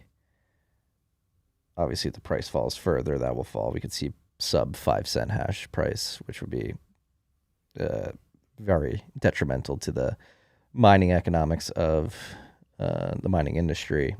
Another thing to note, maybe a good note here, is that it seems that Grayscale or DCG stepped in and injected $140 million into Genesis this morning. So looks like Genesis is getting a bailout from their parent co. So hopefully that stems the contagion a bit. But it's their parent company. Like, it was never, like, the real concern is DCG. I mean, but they have. I think DCG is well capitalized with the GBTC. GBTC discount is at all time. Do you call it highs or lows? Lows. Minus 40% of market price or something. Yeah, but the management fees they get from that's just free money, and I think it's probably well over $140 million annually. What's the best case scenario in your mind? For Bitcoiners, or for this contagion event? Like, how long do you think it goes? How short?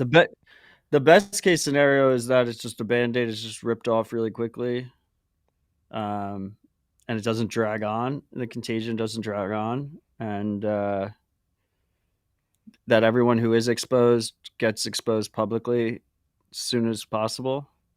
And for Bitcoiners, for people holding Bitcoin self-custody, it's got to be a crisis of faith in so-called stablecoins. Like, that's got to be most people just do not appreciate the value of Bitcoin Bitcoin held in self custody.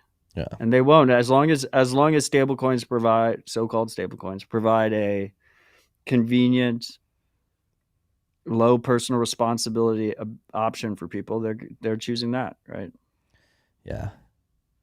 Another thing to note here, there's a lot of, it seems like there's a lot of shitcoin projects that are holding their treasury on FTX.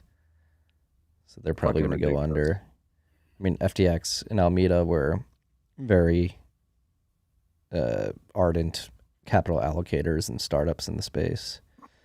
So unless that money has been wired, that's another question. Like all the equity they have in these companies, what happens to that?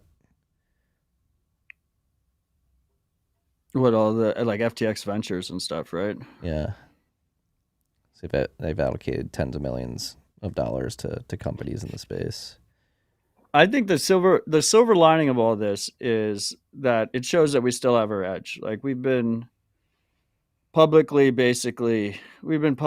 just saying how we view this market and, you know, view Bitcoin, and most people still are just do not realize. Like it is still, I know it's such a meme, it's still so fucking early. And people don't realize yet. People don't realize what the game is.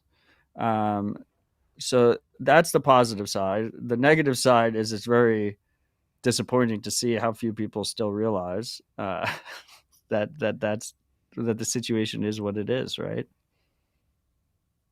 Well, I think a lot of people, up until this week, people didn't realize, but I think a lot of people now realize, which is silver lining. Yes, it is disconcerting that it took this to happen. I think, you know, Bitcoin's mostly unaffected here, while the shitcoin industry is completely obliterated, completely destroyed. Like shitcoins will still exist. People love to gamble. Humans, it's in our nature. Humans love to gamble. So shitcoins will still exist, particularly in an environment where anyone can make a new one without permission. But the shitcoin industry has been absolutely decimated here. What happens if Binance goes under? You think that's on the table at all, or do you think? Of course, it's on the table. I mean, CZ says that they have no debt, and CZ says that that they don't, you know, they particularly do not take leverage out on BNB. But of course, it's in the cards.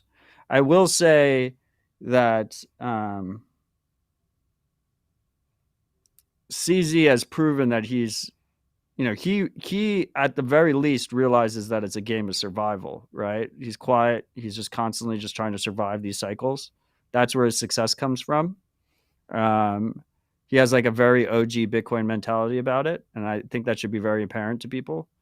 But of course, the thing could just fucking collapse on itself. Who knows? We have no real insight in there.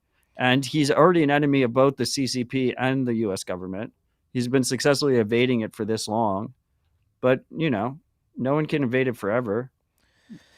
No, the long dick of the law usually does catch up with these people, even though we may not agree with it at all times. But yeah, in the context of Binance and CZ particularly, I mean, I think that's something that's come to light too. Speaking to him being like an OG Bitcoiner, I think a lot of their treasury assets are Bitcoin and BNB only. I don't think they spread out their treasury assets between all the shit coins. So they're accumulating a shit ton of Bitcoin, which maybe that will be a poetic instance if CZ attacked FTX, took them under, created a contagion event, that created a liquidity event, that created a mass sell-off of Bitcoin. Maybe there's a price of Bitcoin. Well, he's minting money and then just stacking sats. Yeah. I mean, we've seen that with so many OG Bitcoiners that they just use shit coins to fleece retail, and then but in the background they're just holding more and more Bitcoin. Yeah. It's a tried and true strategy that a lot of shitcoin promoters have done over the years, continue to do. Yeah. Stay safe out there, freaks. I think that's one thing I'm proud about. I'm sure you are as well. I know you had that tweet out where you've been spending thousands of hours telling people, and you don't think that everybody listened, but I think a lot of people that are here in the live chat listening, we podcasting 2.0, they have listened, and hopefully if you guys have been listening to us for years and taking our advice to heart, you're less stressed out than many other people are right now. Yeah, the way this shit scales is for every person that practices personal responsibility, they go out there and they tell their friends and their family, and then those people go and tell their friends and tell their family. And that's how a movement of individuals around personal responsibility scales. And we have seen that. It's been very good to see. I will say my tweet specifically was because some people were giving me shit about how I was reacting to the situation.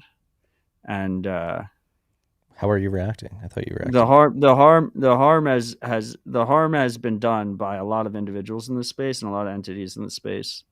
And I like to think that we tried our best to put people in a solid foundation before all this clusterfuck happened. Yeah. And this is very fitting. We have one shout out today that came in while we were recording. Shout out to Marty and Odell. Y'all were some of the first people I came across when I got into Bitcoin, and y'all definitely set me on the right path. I keep seeing this narrative that the FTX blow up was CIA sponsored or a state attack. And while it's easy to go down conspiracy rabbit holes, the fact is any Bitcoiners who willingly KYC themselves have been totally complicit in the state attack already. Did you send this?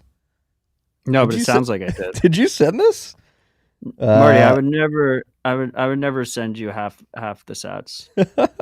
Yes, regulations may get worse, but they're already bad, and many Bitcoiners complied.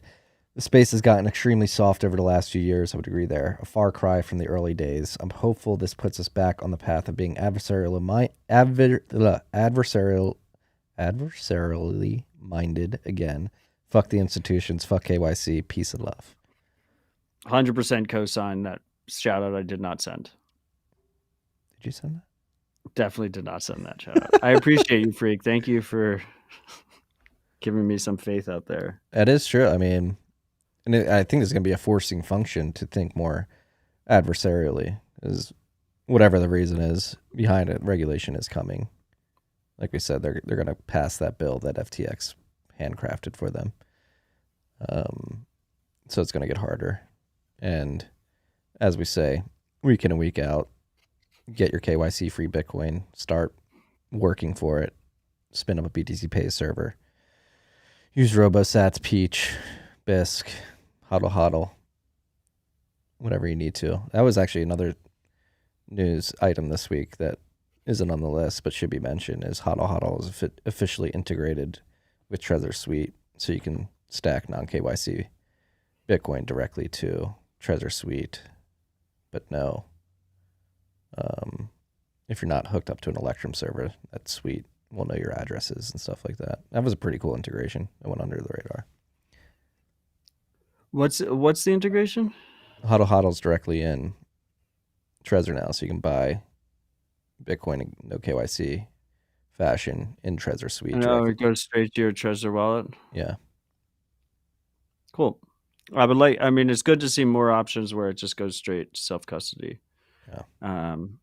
I know I've seen a lot of, obviously it's KYC, but I've seen a lot of tweets about people happy about the Unchained Capital ability to just buy Bitcoin straight to your Multisig vault. Yeah. If you're worried about KYC there, privacy there, bang the door down for that blinded XPub option. Well, presumably they can't do that for the buy directly to Multisig because they need to know your address. Yeah, they would know that, but for the vault. What else do we got here? Anything else in macro land? Privacy land? No,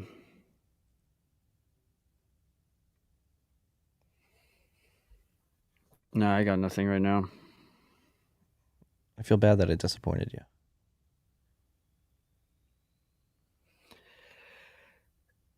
You know, we don't have to agree on everything. We don't. I think we should hold ourselves to a higher standard than everybody else, personally. Okay. I agree too. Sorry for going down the theory. You No, know you're me. welcome to do whatever you want to do, Marty. It's hard not to do that. Another thing, yeah, and then in terms of, like, I don't want to say community, but as Bitcoiners, we should be demanding better services. Like, again, there's a lot of dependencies on Prime Trust.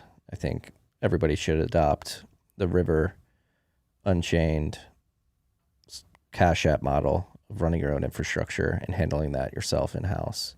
Eliminate third parties on that back end. More native multisig, and these are things that need to be demanded by consumers. So if you're a Bitcoiner out there, go out there and demand that the infrastructure, because I think that is one of the glaring lessons right now in this whole blow up is you had shitcoin world just export the traditional financial system model to the cryptocurrency space when we have the tools to erect a completely new model, particularly based around multisig and non-rehypothecation, unless you opt into it. And hopefully that becomes a strong trend as we move out of this cycle.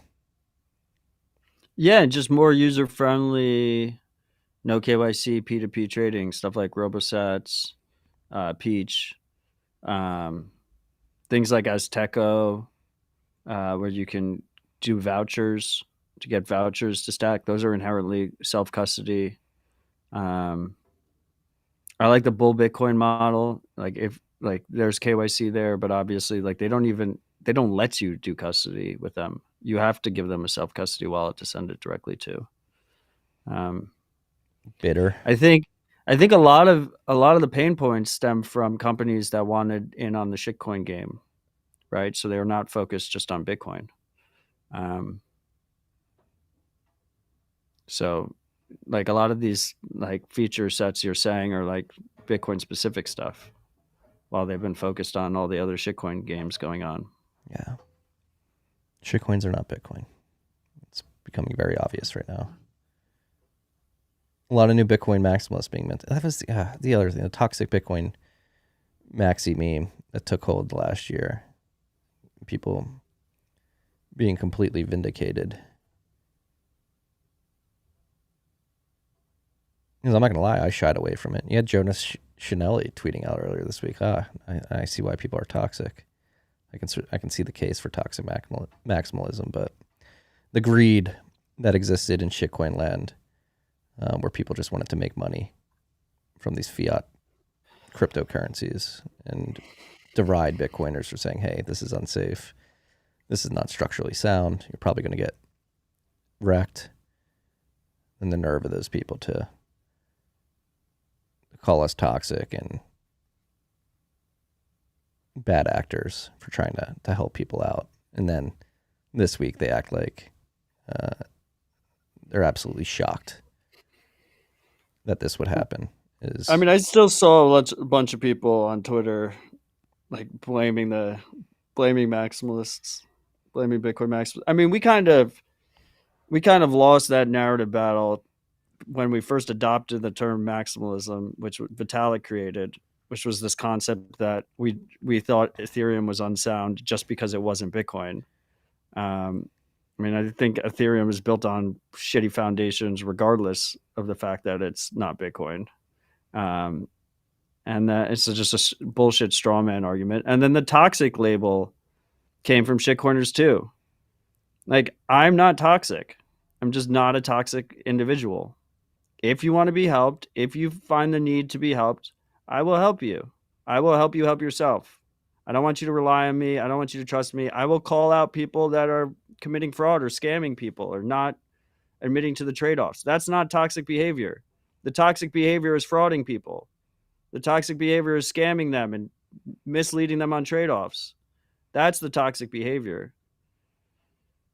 It really is. I think we kind of lost that narrative battle, and it's you know, I respect it to a degree, but still, like, how would you change it? How would you frame it? I'm a Bitcoiner who thinks that you should be very clear about trade-offs and you should be focused on helping people practice personal responsibility, not blindly trust you. Like, that's I've never called myself a maximalist. The only people that call me a maximalist are the people that are trying to dismiss my opinion, dismiss the things I do in the space. Yeah. But I'm just, trying to survive this chaotic world built on horrible foundations. And to me, Bitcoin is the signal among all this noise, and it's extremely productive. And there's this movement of individuals that give me hope. And every scammer out there, every person committing fraud, every person, misleading people by not disclosing trade-offs is detrimental to that. It is detrimental to that mission, and they're actively harming people. That's toxic. They are being toxic. Yeah, I mean, I was going down some Reddit threads of people who had funds locked on FTX, and it's far-ranging. Anyone from a single father of 3 who was just trying to get yield to support his kids, to a 65-year-old woman nearing retirement, having her whole retirement fund on FTX. A lot of people, and that's the other fucked up part about this is like the average Joe, the common man who got caught up in this is going to be significantly more worse off than the people at the top who are involved. I mean, these people do need to go to prison. Do Kwon, Kyle and Suzu, Alex Mashinsky, SBF, and everybody else, Almeida. That's what I'll be looking at. And that's the other thing. Like, these people fraudulently rugged millions of people collectively. And it doesn't seem like it. I mean, Do Kwon maybe is the closest to going to jail, but in South Korea, at least. Yeah. I mean, but the individual who wrote the Tornado Cash contract is in jail right now. So fucked up. Didn't fraud anybody. Just wrote code that allowed people to get privacy. Yeah, I mean, FTX had a Super Bowl commercial. They had the Tom Brady commercial where they were asking, are you in? And like, it was showing like line cooks and just like average Joes, like getting in on FTX. Like a lot of just average people that are already down on their luck and having a horrible time got completely rugged and destroyed. Like, that's toxic behavior. Yeah. It's truly toxic behavior. And that's a signal to pay attention to moving forward. I mean, crypto.com and FTX have their names splattered throughout pop culture, sports, Super Bowl commercials. And again, it was always odd to me how FTX was able to get that big, that fast. Own the Miami Heat Arena, University of Arizona, or Arizona State naming rights. Get on all these Super Bowl commercials, all these billboards. The MLB umpire uniforms, the MLB right? umpire uniform. Yeah. Yeah, all the people at these leagues are scrambling to find new advertisers. Yeah, like, again, the due diligence in the space, going back to the fact that they raised $400 million in January of this year, and then 2 months later, we're bailing people out to the tunes of multi-billion dollars. Like, how did that not send a signal out to the market? Like, this does not compute. It doesn't make any sense. I think that's another lesson to be learned from this, is a lot of people in the space that would position themselves as the smartest people in the room, or people who are capable of doing sufficient due diligence, are shooting from the hip. Yeah, I mean, it's very apparent that you do not need to be the so-called smartest person in the room to do well in this in Bitcoin. Like, you just need to fucking not be a dumbass. Like, just like just long-term prudent stacking. It's just, there's just so many. It's so ridiculous, dude. And it's not just like these VCs that got fucking wrecked on SBF and FTX. Like they're getting wrecked on all their other fiat investments too. Well, that's It's like, well, you're talking about like the Sequoias of the world, but like it was made apparent this week that Multicoin Capital, big investor in Sol, big investor in this most recent round of FTX, at one point earlier this week, they had 35% of their funds AUM on so FTX. that freaks. That means assets under management. Multicoin's a massive fucking fund. The guys that operated have been around for a long time. And even they were fucking idiots. Well, this also gets into another thing too, like with the They've already, yeah. they got 24% of that. They still have 10% locked in there. They had to write a letter to their LPs this week saying, hey, we got a significant amount off, but not all of it. But then that begs the question, like, as this fraud was unraveling, and we just talked about all the retail individuals who got completely rugged, like what are the ethics behind FTX allowing insiders like Multicoin to withdraw massive amounts of money before they officially shut the doors? Well, I think on Sunday, at least, I think they said that they processed $5 billion worth of withdrawals on Sunday. And I think on-chain data confirms that. Like a lot of money came out of FTX before it collapsed. Obviously, not all of it. Some people are speculating that on top of that, there's an $8 billion hole. It got expanded to 50. 50. Yes, because all the derivatives built on top and top and top and all this fucking bullshit. Yeah. That's crazy. Yeah, the range is $10 to $50 billion worth of exposure. Yeah, I mean, Samani of Multicoin has had me blocked for years. I mean, they've had a complete disconnect from the fundamentals of the space for a long fucking time. And have been complicit in a lot of this bullshit. Yeah. Yeah. All right, as Bitcoiners, we'll wrap up here, but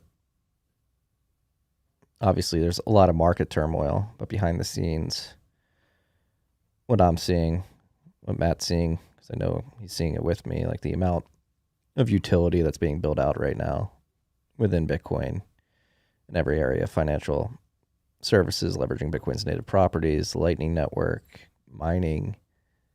There's a lot of good utility being brought out right now, and it's a cliche trope, but in the bear markets, it's time to build, and I think that's one of the best ways to get out of this too, is just to build better products. It's a game. It's a game of survival. It's always been a game of survival. Don't get wrecked. Survive. Build. Yeah. I mean, yeah.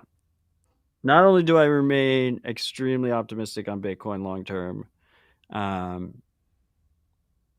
not sold a sat, basically working 5 jobs to stack more sats right now. My thesis has not changed one bit. If anything, this confirms a lot of our theses. And I will say that most of the Bitcoin companies and people that I talk to in the space are sitting in a better situation than a lot of people think. Yeah. Yeah. I mean, I think this is going to be actually a really good tailwind for Bitcoin only, the thesis, the best practices that we've been championing here for years. Seems pretty shitty now. It's definitely. But I think it's actually going to be a massive positive for Bitcoin specifically.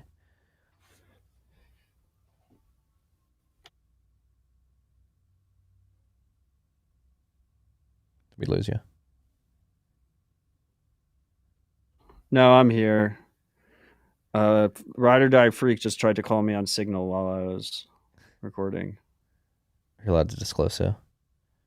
No, but he should know better. Come on, freaks. I don't know where we were, but yeah. I think this confirms a lot of what we already thought. And then just the question is who got caught up in not being humble and don't survive this. But whoever survives this should be in a much better position when it all clears. Yes. Stay safe out there, freaks. Nobody's going to save you. You have to save yourselves. No. save yourselves, and teach the people around you how to save themselves as well. Also, Mandibles predicted all of this. Did it? Jeffy said I didn't say Mandibles the whole 2-hour rip, so I needed to say it. Mandibles Bitcoin was dead. Marty, read the Mandibles. Will you read it aloud to me? Maybe that's what we need to do. We need to have like a 10 episode. No, 10 read episode. it yourself, bro. Take some personal responsibility. I want you to read it aloud to me.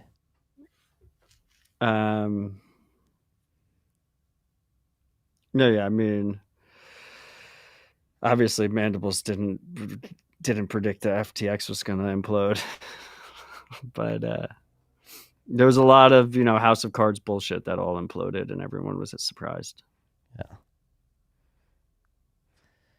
Yeah, it's all House of Cards over there, freaks. Spin up your private keys. Send your UTXOs to addresses associated with those keys. Figure out how to work for Bitcoin. That's really what the focus should be. It's building out the circular economy. Don't worry about trading. Trying to increase your stack via trading is not going to work out for 99% of you. Matt, I will do better moving forward. To work I appreciate that. To work clearly with known facts.